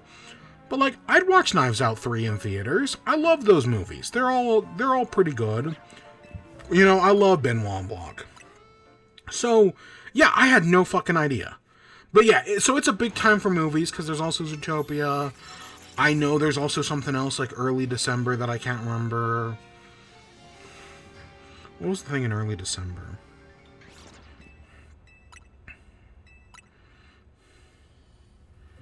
Oh, yeah. It was... Oh, the FNaF movie. The FNaF movie is December 5th. And then Avatar sometime in December as well. Avatar is the 19th. When does this come out? Okay, that comes out at some point. It's probably already out now. But no, I was thinking of the FNaF movie. Because one of the things, our first thing we're actually going to talk about is the FNaF combo meal at Popeyes. Yeah, we'll talk about it. And then the other things, we're going to talk Kirby Air Riders, because I played a little bit. Not as much as I wanted to, but I played it for like 3 hours. I've been busy. And then finally, we have the Hazbin Hotel episode 7 and 8 of Season 2, and that's your Season 2 finale. So we'll talk about those as well. Not in the order I just said, obviously. Like, we'll save Wicked for last. Yeah.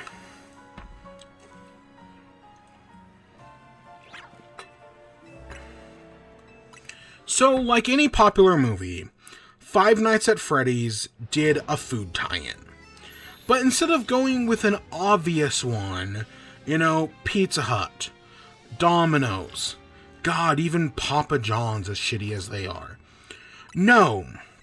Instead, Five Nights at Freddy's continues the Sonic tradition of teaming up with a completely random fast food place that has no connection to the rest of your brand. Because, right, famously, Sonic teamed up with not Sonic Burger, the place that sells chili dogs, but instead they teamed up with Jack in the Box, the place that sells tiny tacos. And so Five Nights at Freddy's, instead of teaming up with any of the myriad of pizza places, teamed up with Popeyes Chicken to do a Five Nights at Freddy's meal. Okay, completely random, but guess what? I love Popeyes. Of the big fast food chicken places, I will stand by they are the best. Better than KFC, better than Church's, better than Cane's, better than, I don't know, Dave's Hot Chicken? Sure, fuck it, why not? They're better than all those. So, yeah, it's a completely random collab. Like, it makes no sense. But I was like, you know what, fuck it. I'll drive all the way across town to get Popeye's Five Nights at Freddy's meal. Let's check behind here. I know Kakuna spawns back here. Sure fucking enough. Oh! Oh shit, the Weedle was also shiny? Kakuna and Weedle. Oh! We've just had these... Who knows how long these three have been sitting here? Can we get a fourth? No, you're just a regular Weedle. I'm gonna check the rooftops for birds. But yeah, so they did Five Nights at Freddy's collaboration meal. It is 3 garlic chicken strips. So they've got garlic, it's the chicken strips, but they've got like a garlic seasoning. It was okay, it's chicken strips. The meal comes with a marinara sauce, but the marinara sauce is clearly for the cheese bites. But also, I do think of, like, marinara can go with chicken, like a chicken parm. But I'm going to be honest, I had a leftover honey barbecue from when I got Wendy's, like, a month ago. And I just used that. And that was fine.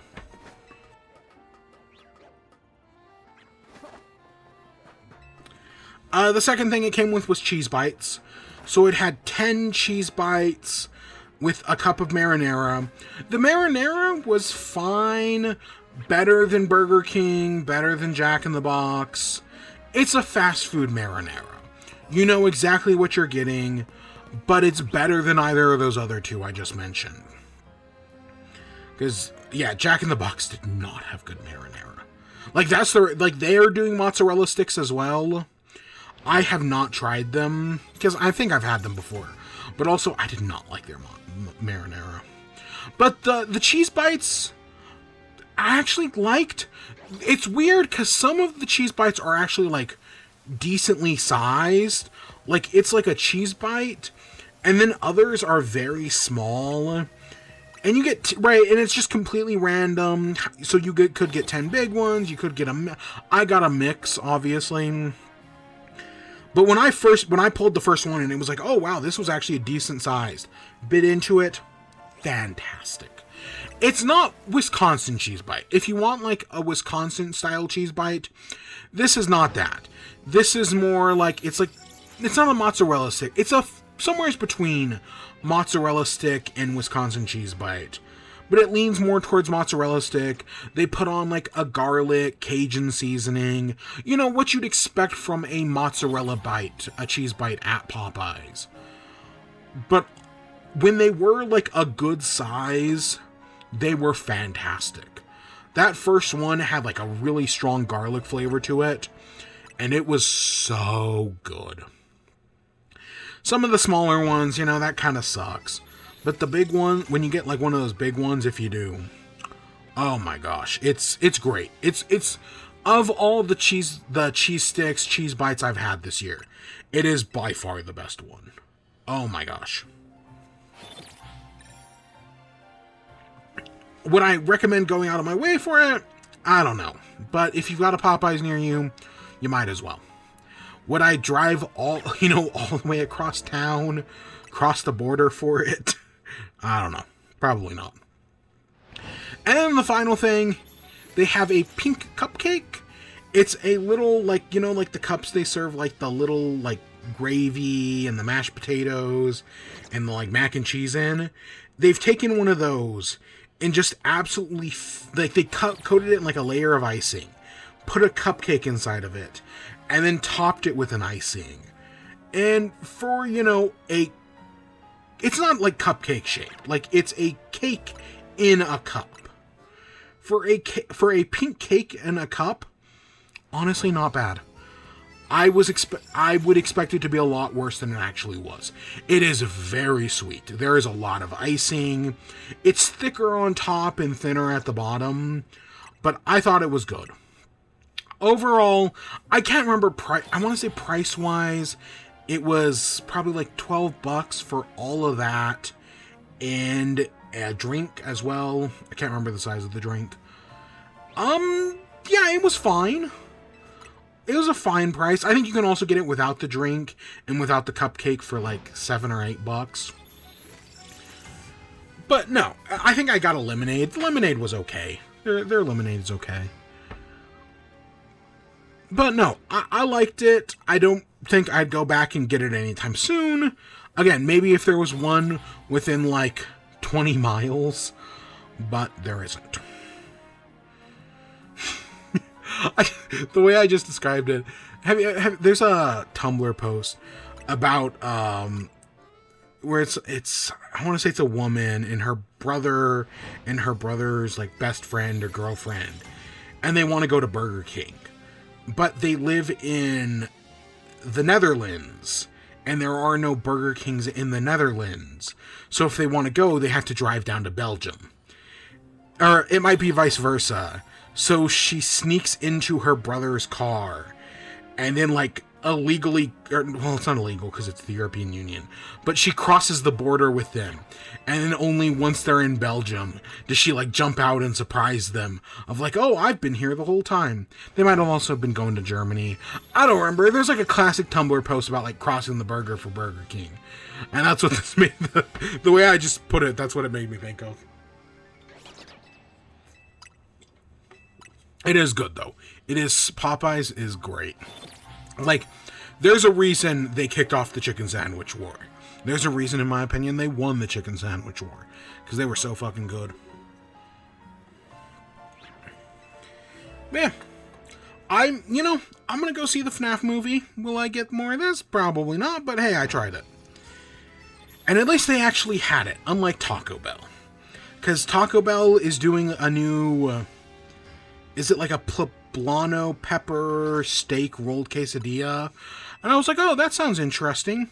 And they just weren't selling it near me. Hopefully sometime in the next few days, but when I checked yesterday, because it was supposed to come out, I didn't check today, admittedly. But when I checked yesterday, because that was the day it came out, nope, they just weren't selling it. So at least I actually got to try this one. Alright, let's talk about Kirby Air Riders. So Kirby Air Riders came out. Critically, I want to say their game's sitting at like a 79 on Metacritic, 81 on OpenCritic. And yes, those are good reviews. Those are, again, that 81 especially. That's a solid review. That beats out FC EA Sports FC 26 and F1 25 in rematch. But it kind of cements that Kirby Air Riders is still most definitely a cult classic. Like, I hope it does great. I hope it sells well. But that's all going to be through word of mouth. Because, there are some gamers who refuse to play anything below, like, an 85. Those people suck, but, that's just kind of how it goes. I get it. Games are getting more and more expensive. I get it. Okay, maybe I was too fast to judge there. This game is definitely going to be a cult classic. This game is also not going to be for everyone. I said with the original Kirby Air Ride that that is a great game, but it has a very high learning curve. Like, it seems very simple. Kirby Air Ride seems deceptively simple as a game. You know, you go forward, you know, you automatically go forwards. There's only one button, which is your brake and your drift. The game seems deceptively simple, but when it actually comes to playing Kirby Air Riders, that game can be very hard. It's easy to learn, difficult to master. It's easy to learn the basics. And it is nice. I did go through all the lessons. They're all pretty simple to understand. Hey, TTVS streamer. How you doing?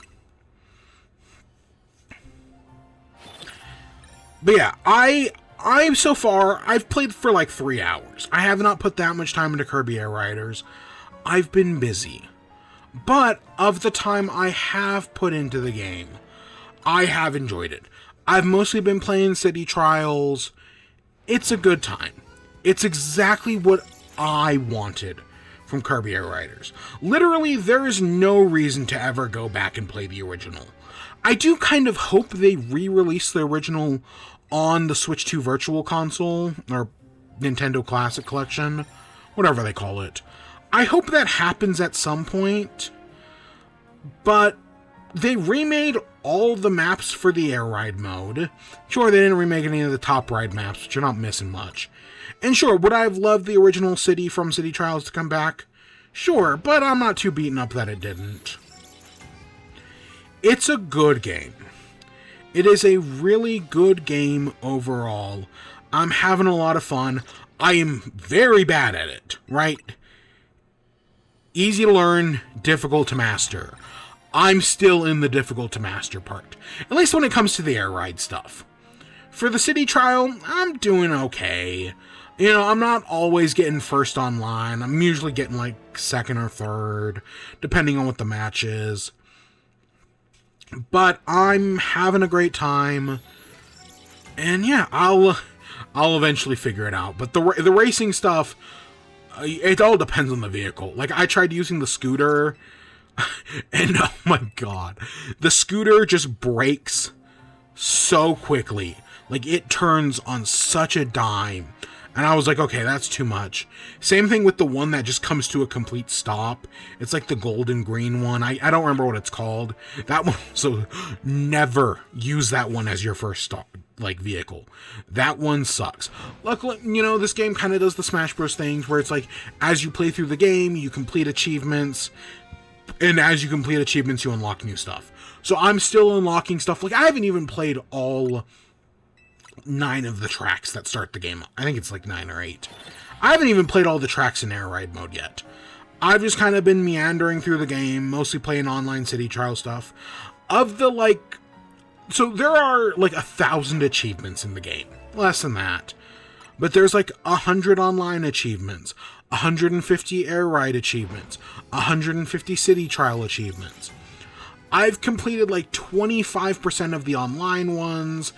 I've done like 5% of the air ride ones.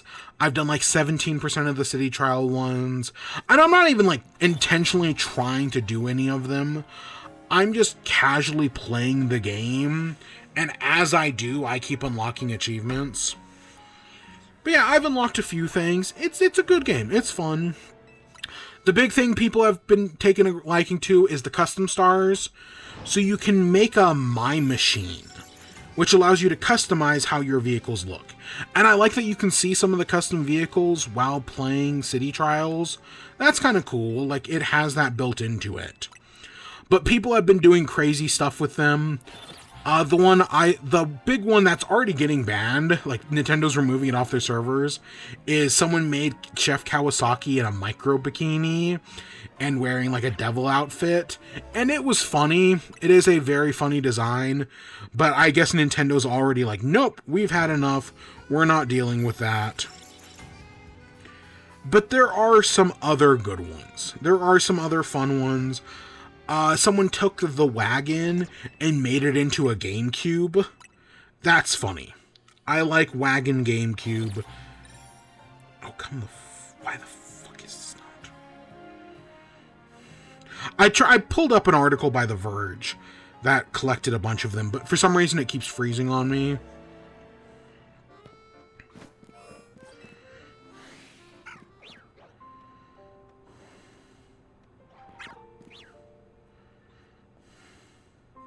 I don't know. This will not load for me for whatever reason. But people have been doing some very fun, very creative stuff, and it just will not load.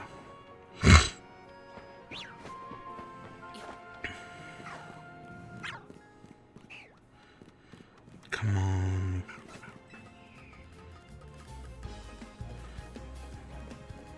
Okay, let's see. Here's an article by NintendoLife. Okay, why is this one not loading? Do I have to just reopen the... Okay, let's see here. So this is an article from NintendoLife. You've got Paper Mario on the Paper Star. You've got Shy Guy on the Warp Star. A Donkey Kong barrel for the wagon. Toad as the vampire. A Creeper on the Wagon Star. A GameCube... And I think that's a Dreamcast thing, or maybe that's a Game Boy, actually. That's probably a Game Boy on the Vampire Star.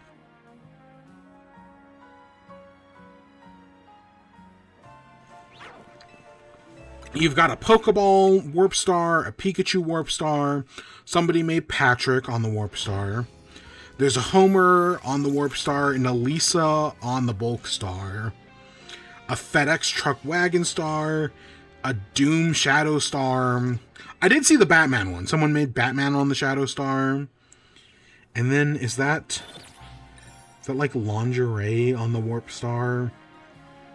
So there's a whole My Machine shop. You can go in, based on how popular stars are, the more expensive they are. So like some of those like really popular ones are like that GameCube one is very expensive. But people are always making more.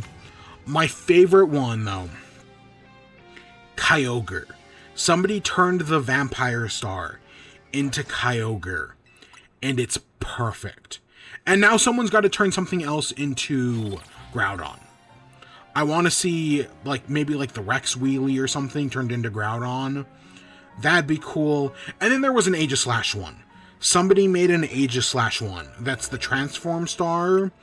And depending on which mode it's transformed, is a different version of Aegislash. So the normal transformation, the gliding transformation is the shield up one, or maybe it's the shield down one. And then the rolling one is the shield down. Whatever it is. It's cool. It was a cool star. So yeah, Kirby Air Riders has been great. I'm glad I'm going to play more. We probably should have played it tonight, but I don't. Depending on how much longer this takes me and how long it takes to find this shiny Fennekin, we'll see.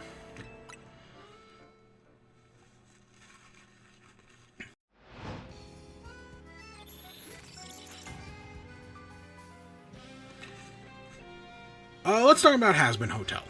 So we got 2 episodes of Hazbin Hotel, our final 2.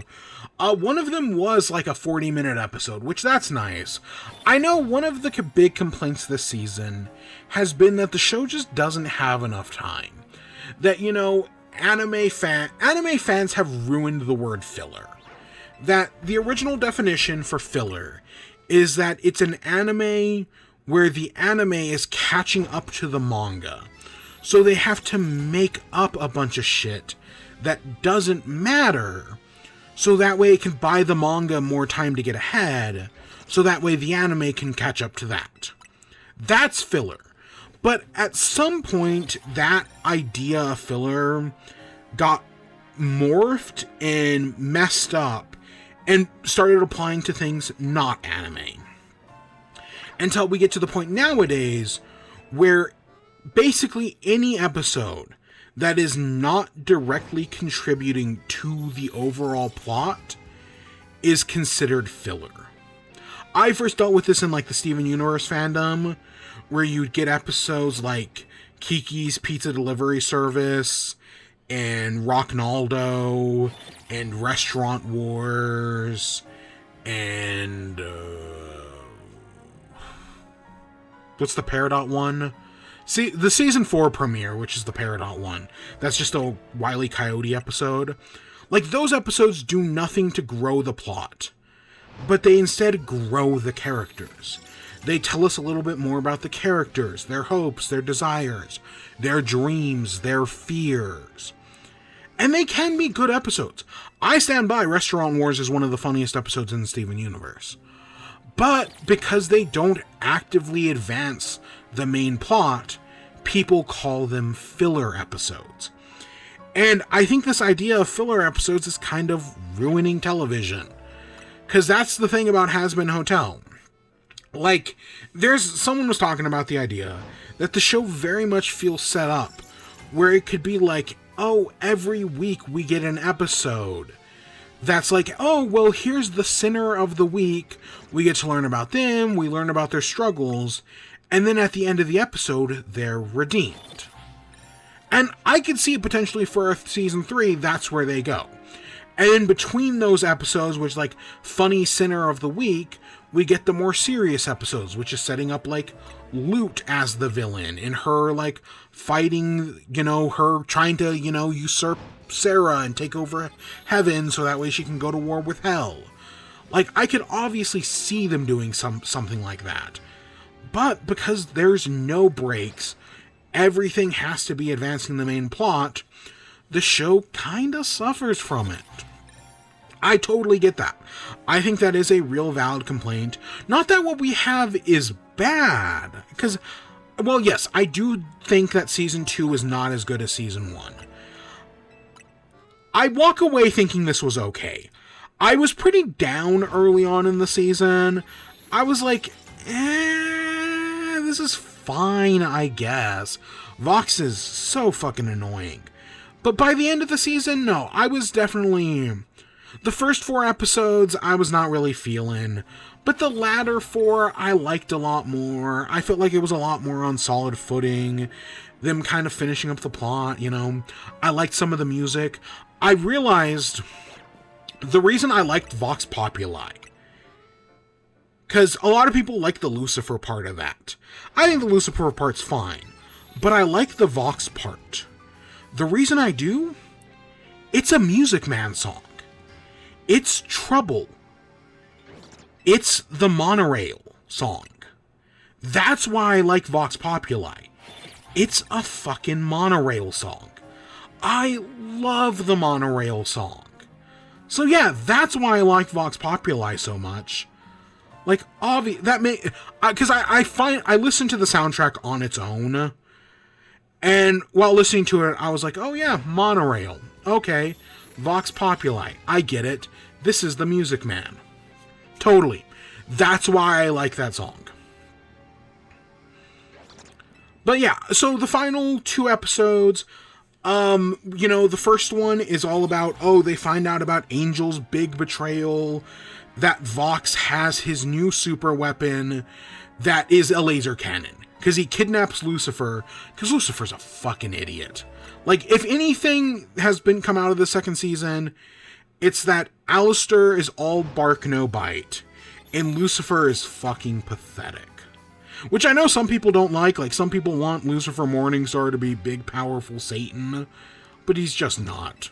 He's just not in this show. He's a fucking joke. So, yeah, he gets kidnapped by Vox, and Vox is using him to power his big, deadly laser weapon. He blows the gates straight off heaven. And then after that, it's, up in heaven, they're deciding what to do. Sarah can't decide. She has a moment with Serpentius. They sing a song. They bring back the It Starts With Sorry. I really liked when they brought that back the first time. Them doing it again, I also think works here. Because he goes, it starts with sorry. But it can't just end there. So that's good. I like that. But eventually Vox announces, he's gonna do this, big dinner. After he blows off the gates, he gives heaven an ultimatum. They have 24 hours to surrender, or he's gonna use his cannon again, and he's gonna march the sinners into heaven and take it over. Okay, makes sense. The other song in that episode is the one that they do. So if they did the Music Man, the other one they do is is it called One More Day? At the end of Les Miserables, Act 1, they have that one big song that kind of, combines elements of all the songs we've heard up until that point. That's got a name. I can't remember what it's called. It's... fuck.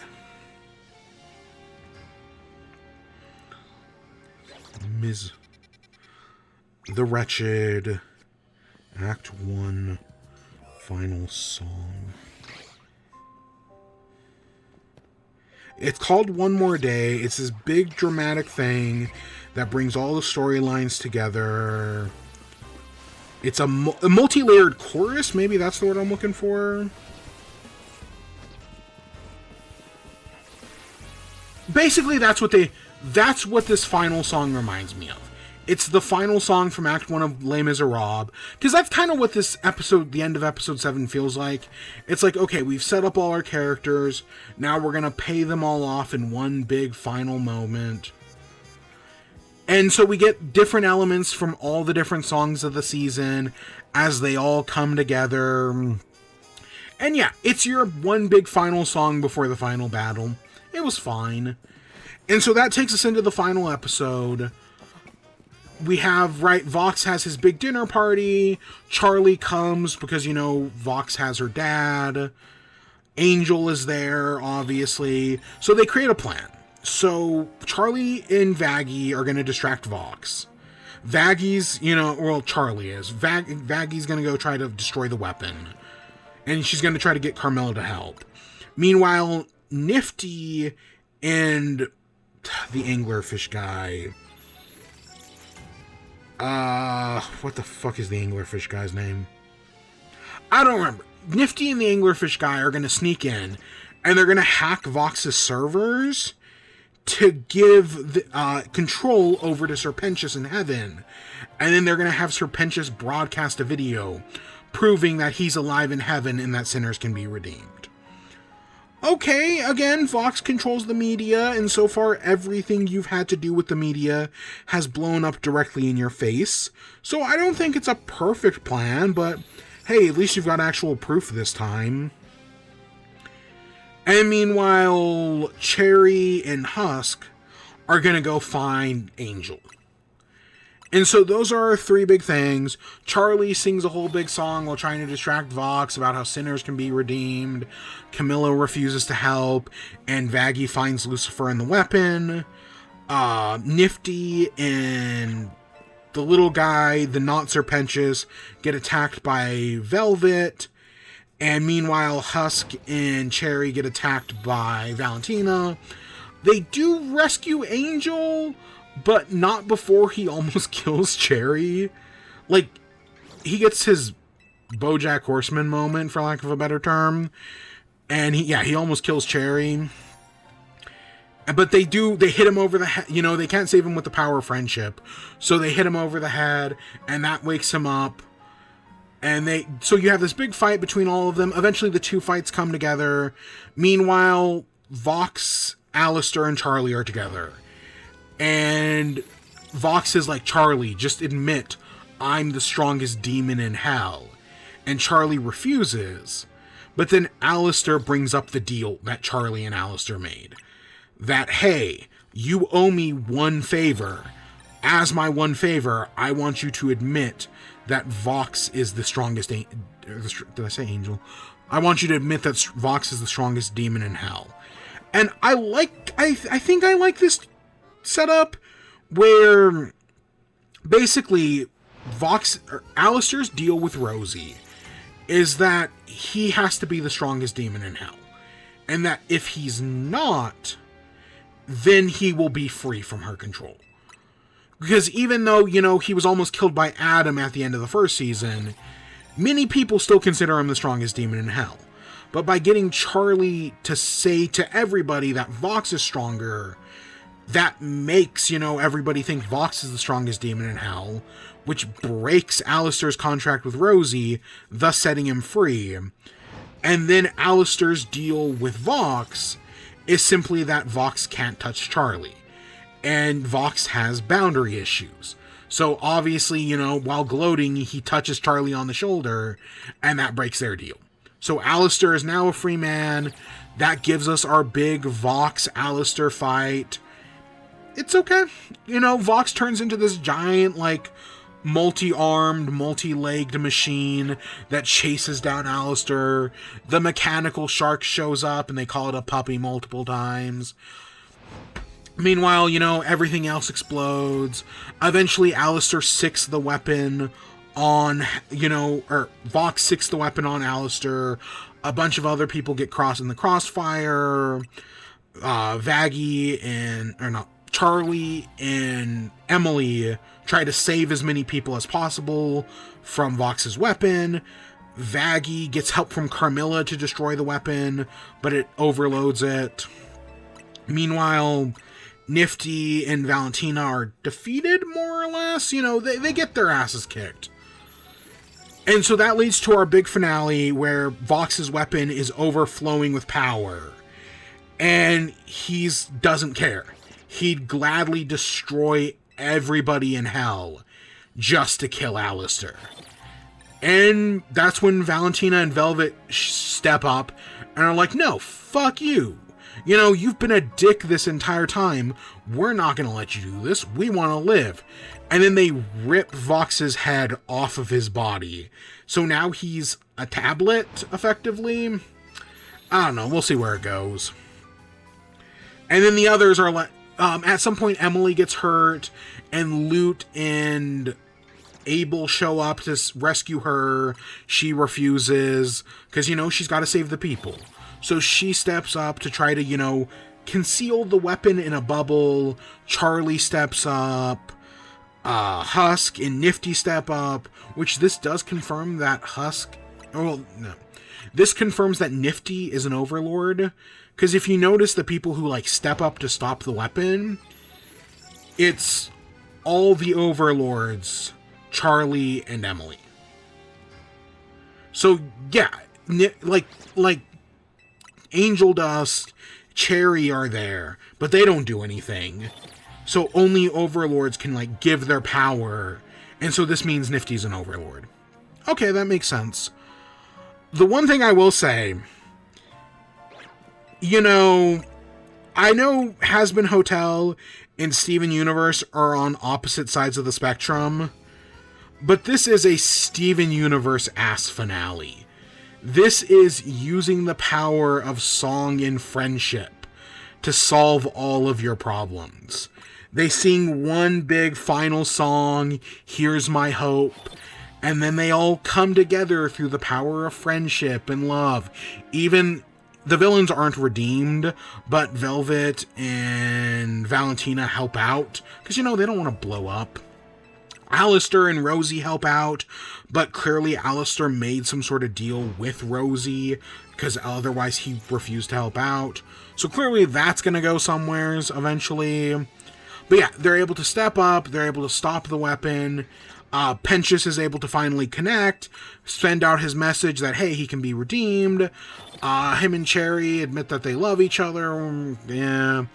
And yeah, the show ends on this happy note of, hey, now that everybody knows the truth about the hotel, it's getting filled up.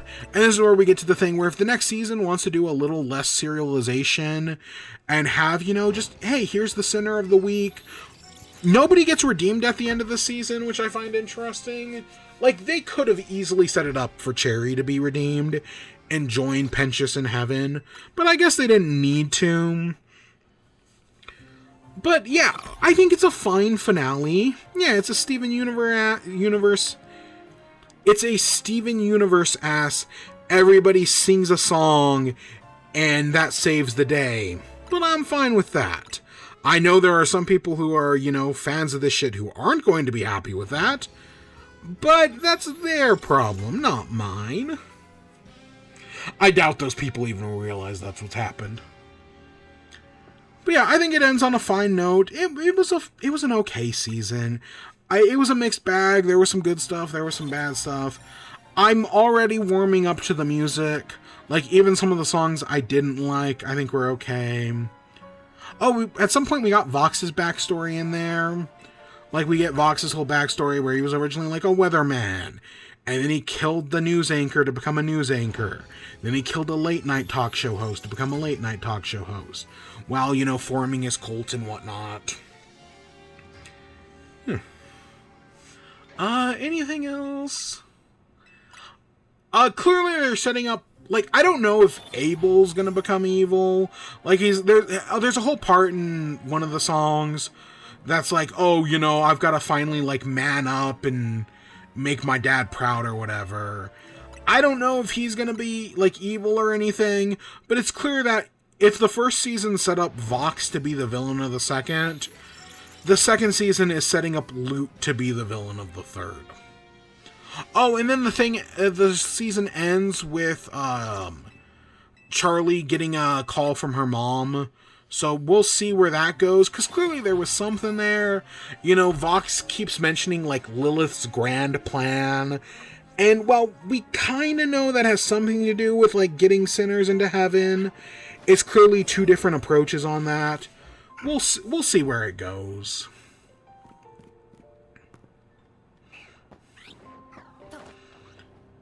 But yeah, it was an okay season. I don't really have too much... It was fine.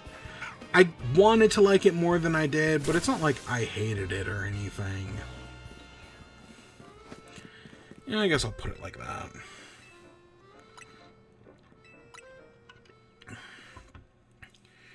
Alright, let's talk Wicked. So, I'm going to quickly go through the first one, and we'll get to the second one. So, the original Wicked, I've never seen the play. I want to be very clear, I've never seen the play. I'm not a theater kid. I knew theater kids back in high school, but I was never one. And back whenever Wicked was touring through town, I never saw it. And since I started watching, like, musical theater, Wicked has never toured here. So, you know, in the past, like, 6 years that I've been going to see, like, live performances, Wicked has never been one of them. And I'd be down to see it, I guess. But instead, I haven't watched, like, a Broadway bootleg or whatever. But I saw the movie last year. Ariana Grande, Cynthia Erivo, Michelle Yeoh, Jeff Goldblum. You know, all... Okay, admittedly, I did not know who Cynthia Erivo was before this. But I knew who everybody else was. I liked most of their other stuff. So I was down for Wicked. And then I saw the movie. And I was like, this is fantastic. I really enjoy this movie. Everyone does an amazing job. Cynthia Erivo and Ariana Grande are perfect. They are perfect in their roles. I like Michelle Yeoh. She can't sing in either of these movies, but I like her. Jeff Goldblum's an interesting pick for the Wizard, but I like Jeff Goldblum, and honestly, I think he sells it more in the second one, but he's given more to do in the second one. But the first Wicked is a fantastic movie. It definitely made my short list of the top 10 movies last year. I really enjoyed it. I had a great time. And seeing it again this week, I still had a great time. I love all the music. Yeah, some songs are weaker than others. Sentimental Man, Dear Old Shiz. But for the most part, all the songs you like are fantastically done. The set pieces, the set dressing, the costumes are all really good. I had a great time seeing it again. It still holds up as fantastic. It was great. It was a great time. I'm glad I saw it again. Because I did a double feature. I saw both of them. So that was great. Everything about that movie I loved. But I was worried going into the second one. Because for the past year or so, people have told me that all the problems with Wicked are in the second act. So I was a little worried. So I guess let's talk about that. So in the second act of Wicked, the things I knew... Full spoilers. The things I knew about this going in. The things I knew about Wicked going in. I knew that Bach becomes the Tin Man, and I knew that Fiyero becomes the Scarecrow.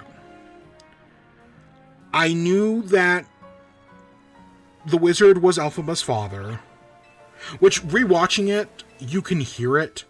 Like, in the opening song, No One Mourns the Wicked, when they sing the part of, like, drink another drink of green elixir, that's Jeff Goldblum. You can hear it in the voice. And then, what was the other thing I knew? I knew that they didn't show Dorothy, but I don't think that really matters. So there were a few things I knew. I knew Nessa Rose became, like, Munchkin Hitler, even though it was a lot worse than I thought it was going to be. I knew about the Ruby Slippers, Silver Slippers thing, where I guess in the stage play, Elphaba comes in and enchants the slippers, and it gives her the ability to walk. And the big question was, how are they going to adapt that in the second one? Because the actress they have playing Nessa Rose is actually in a wheelchair. Like in the stage play, it's just a woman who's just using one as a prop. Whereas in the movie, it's an actual person in a wheelchair. So it was like, okay, how are they going to adapt that? I knew that the animal subplot was basically completely forgotten in the second act. That it just kind of gets completely ignored. So those were all things I kind of knew or had questions about. Of course, I want to say, again, from what I've been told, the original stage play, the second act, is like 45 minutes to an hour. So this one had 2 hours to work with.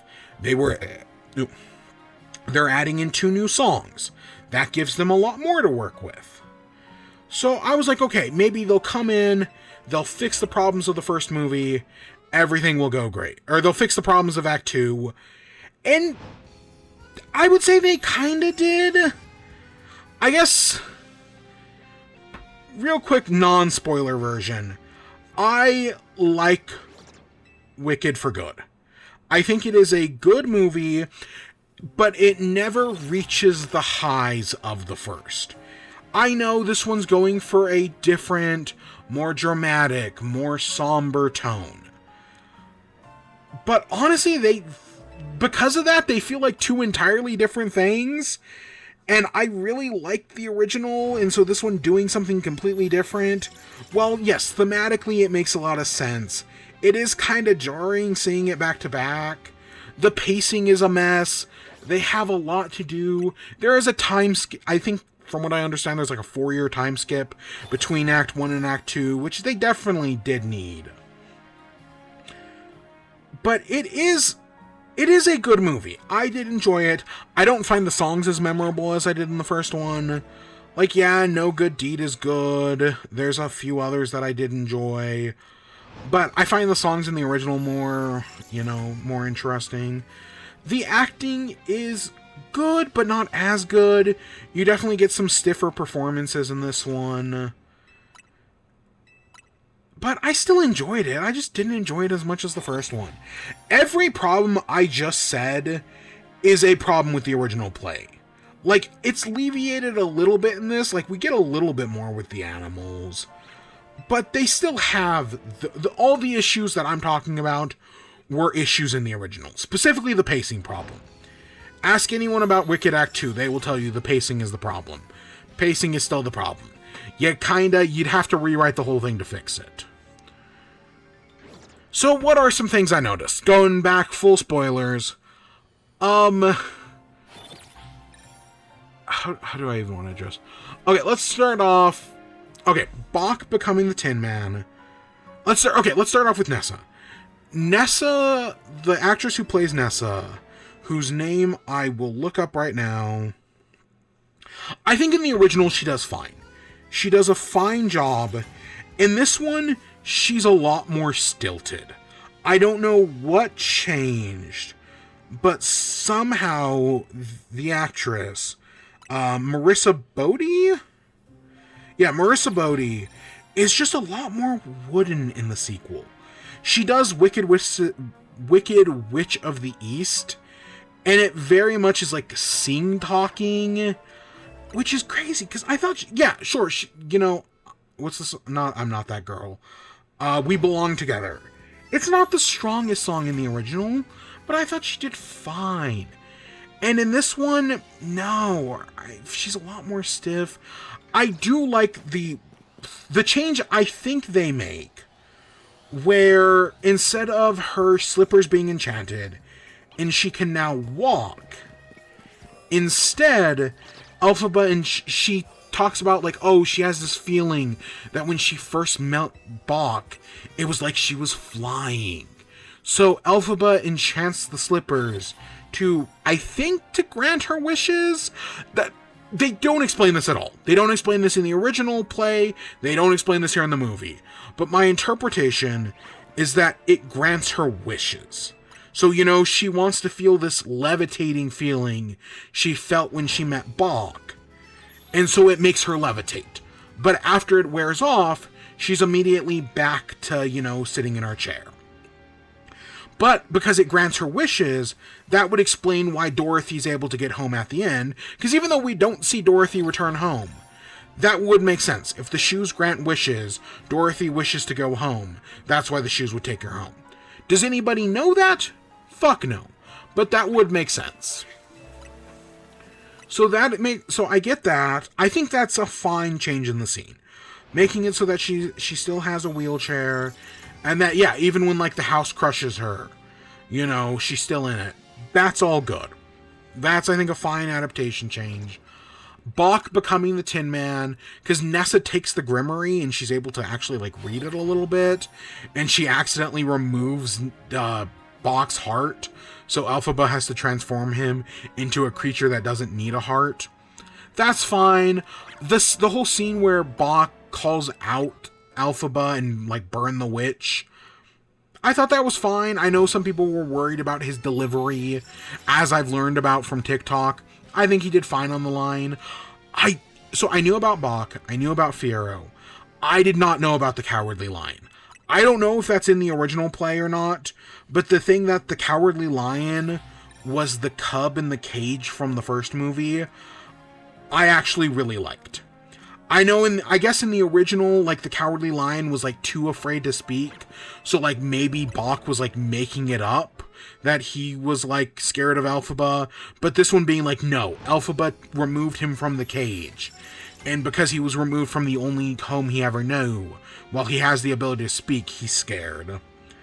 With the animals, I'm assuming most of the animal stuff is to this. Outside of maybe the flying monkeys being released.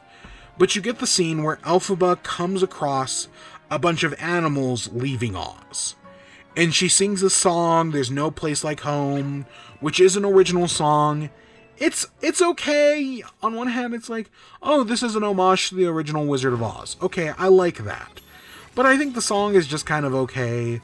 I like that they bring back Dulcibert, who was, you know, the nanny that basically raised Elphaba. I like that moment. Because that's an interesting, like, character. That in Fiero having the talking horse, who I don't think says a single line in the second movie, so that's definitely a wasted plot point. But I like that they bring back this Dulcibert. I kind of wish that when, like, Elphaba goes to Nessa to tell her about, like, oh, you know, all the animals are leaving, you've got to help me. I wish she had been like, oh yeah, even Dulcibert left, like our nanny growing up.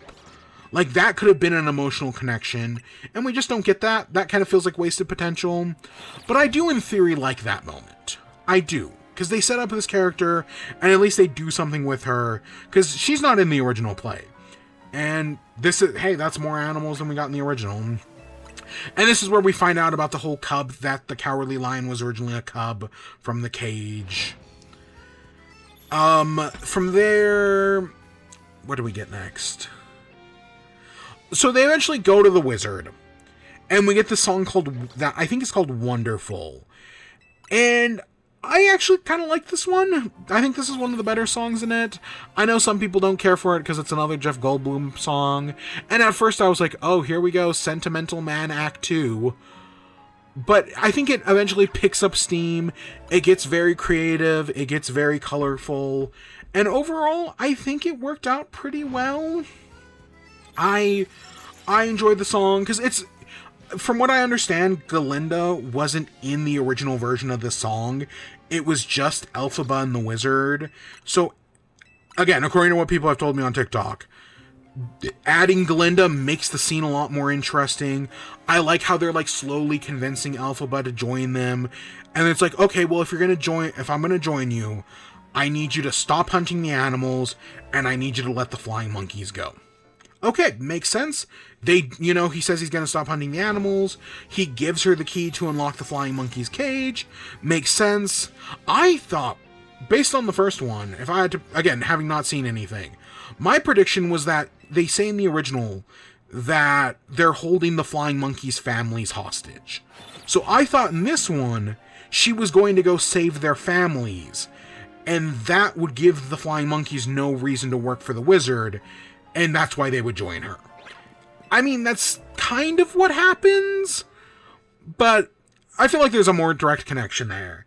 So she agrees to work with the wizard, Elphaba, and it's on Glinda's wedding. Glinda's wedding day, she's getting married to Fiero, but then as the wedding's going on, Elphaba finds a secret room in the wizard's chamber, which has all these animals caged up, including Dr. Dillerman. This must be a scene in the original play. Because from what it sounds like, they completely disregard the animals in the second act. But if they do, then why does Elphaba betray the wizard? That's my question. I think the explanation of her finding the animals, finding Dr. Dillerman, and that being like, because she still has Dillerman's glasses. That's like a big moment, and I totally understand why she turns on the wizard. But did that happen in the original play? I have no fucking idea. But she does that. She almost kills the wizard. She ruins Glinda in Fiero's wedding. Fiero comes in and betrays the wizard. And Fiero runs off with Elphaba, leaving Glinda, snubbed on her wedding day. And then it's the wizard and Michelle Yeoh's character, whose name I don't remember, and Glinda, and they're like, what are we gonna do? And she says, Glinda says, go after her sister. She cares about her sister. She'll do anything for her. You know what? It's getting even. You ruined my wedding and took my fiancé. I'm gonna kill your sister. Admittedly, she didn't plan to kill the sister, but that's how it works out. Hey, Millie Cotton, how's it going? We're talking Wicked, full spoilers, by the way. So, if you don't want to know any of that, sorry. So, after that, Elphaba and Fiero are together, and they sleep together. Because, here's the thing. There are moments in this movie where Glinda and Elphaba having Sesbi and Lex would have been less gay than some of the shit they do in this movie. Like, seriously. There are some moments where it's like, oh, if this musical was written 10 years later, Elphaba and Glinda would be dating by the end of this. But because this was written in, 2009? They're not. It's probably earlier than that, but still. Maybe I'm just thinking of The School for Good and Evil, which also kind of has a similar setup, but by the end they do kiss. Admittedly, they then go into the next book and are like, nope, no homo. But hey, at the end of that first book, that's a big deal.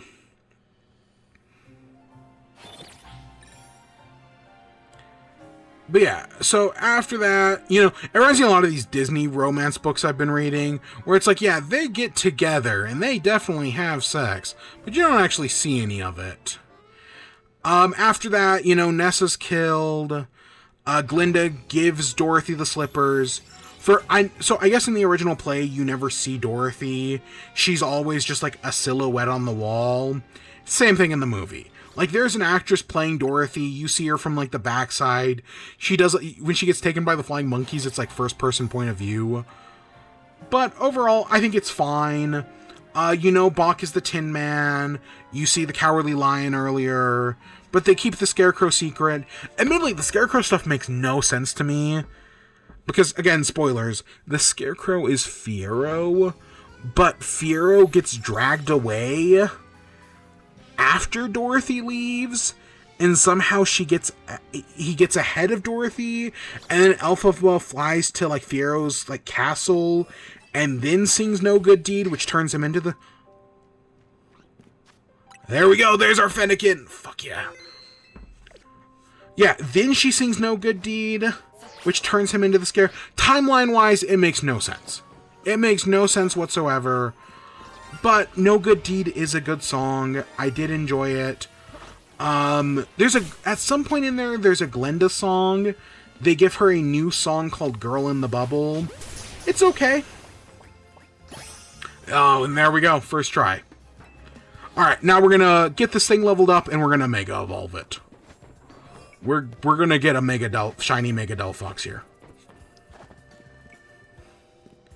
So, yeah, we get Girl in the Bubble. It was okay. You know, it's one of the new songs. I thought it was fine. It definitely gives a better explanation as to why Glenda joins back up with Elphaba, whereas I guess in the original play, she just suddenly turns good again. Or she, like, comes to her senses and realizes, like, oh shit, I got Elphaba's sister killed. So after that, Glenda and Elphaba get their big final moment. You know, Elphaba realizes that, oh, the wizard was right, we need a villain. But instead of it being the animals, it's going to be me, and she's going to have Dorothy kill her. The final song between them, I think it's called For Good, is really good. That final moment between Glinda and Elphaba is fantastic. And so then the movie, you know, the witch gets melted, Dorothy gets the broom, Glinda heads back, and that's where she realizes that Elphaba's dad was the wizard. Because, you know, Elphaba keeps that little green bottle, and throughout the movie, you've seen the wizard drinking out of that green bottle. So after that, Glinda's like, oh, you killed your own daughter. You're gonna get out. You know, you're gonna find a way to, you know, take yourself home. And that's presumably his excuse to, like, get the hot air balloon to take Dorothy with her, and Dorothy just doesn't get in. You know, it makes sense. And then after that, Glinda has control of the flying monkeys. She uses them to arrest Madame Marble. So in my original playthrough of X and Y, my Fennekin that I used was named Jasper. So this one, the shiny one, we're going to call Ametrine, which is also another type of Jasper stone, specifically a combination of amethyst and citrine, which gives you this, like, yellow, reddish, purplish color. Look up the stone. I think it's a decent name. I hate that starters, though, are like 85% male. I don't like that gender ratio, but whatever. I think it's a decent name. Look at it. I do. Fennekin, okay, this is going to get me called a furry, but I do like the Fennekin line. I really do. Delphox and Brixen are great. Delphox gets too much shit. It's a good design. And Mega Delphox is fantastic, as we're going to see. So yeah, the movie comes to an end. You know, Glinda's in charge of Oz. She gets her one final moment where she tells the Munchkins that everybody in Oz is going to be together, including the animals, which, again, was that in the original? I have no idea. But we get that one big moment, and then afterwards, so Glinda's in charge, having no idea that Elphaba is alive. Elphaba is alive. Surprise, surprise. Fiero is the Scarecrow, and the two go off into the endless desert. And there's these moments where it's like, oh, in an alternate timeline, everybody would have gotten together, and everything would have been great, and we just don't get that. But that's where the movie ends. Again, the pacing's kind of a mess, but I think it's a fine ending. I think it makes enough sense. I enjoyed it okay. I like the first part so much. And there's a part of me that wishes I liked the second part more. But the second part is the reason Wicked lost to Avenue Q. And this kind of fixes that potentially. I don't know. From what I understand about the first act, the original play of Wicked Act 2, this is better than that. But it's still adapting Wicked Act 2. And a flawed source material is still flawed. Per my understanding. But yeah, would I recommend it? Yes, I definitely recommend part 1, and I'd also recommend part 2. I'm probably going to go see it again. And I guess that takes us to our outro. Look at that! Mega Delphox! We got a Mega Delphox.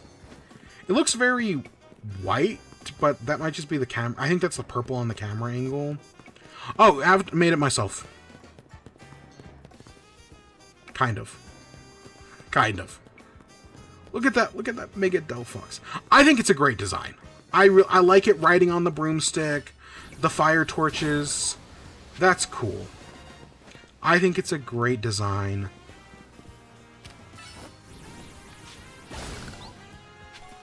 So we got a shiny Mega Delphox. I have a shiny Greninja in Scarlet and Violet. I guess we're going to have to go find a shiny Chespin. But I'll do that another time. I want to say the Chespin event starts in like a few days. If not, it's already started. I don't know. But yeah, I think that's where we're going to end off for the night, probably. So I've already said next week we will be back with Super Mario Galaxy 2. I've been wanting to do, because the Super Mario Galaxy remakes came out. We beat those, but now we have to do all the green stars. That's 120 green stars.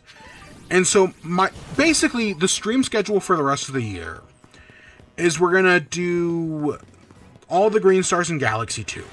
I want to say there are 8 worlds in Galaxy 2, so that's probably going to take like 4 weeks, 2 worlds a week. And then that leads us to the final week, which is just going to be Game of the Year. So we'll do Game of the Year at the very last week, end of December, and that's probably it. We'll probably be out of time after that. So that's what's coming up in the future. I think I'm gonna...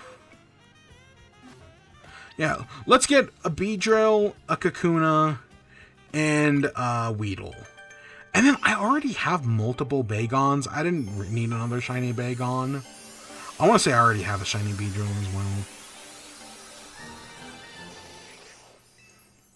I don't know. Oh, I can turn the spoilers off. But yeah, I think we'll be back next week with Mario Galaxy. That'll take us a few weeks. That'll take us into December. And then Game of the Year. And that's kind of it. That's the end of Season 6, kind of Season 1.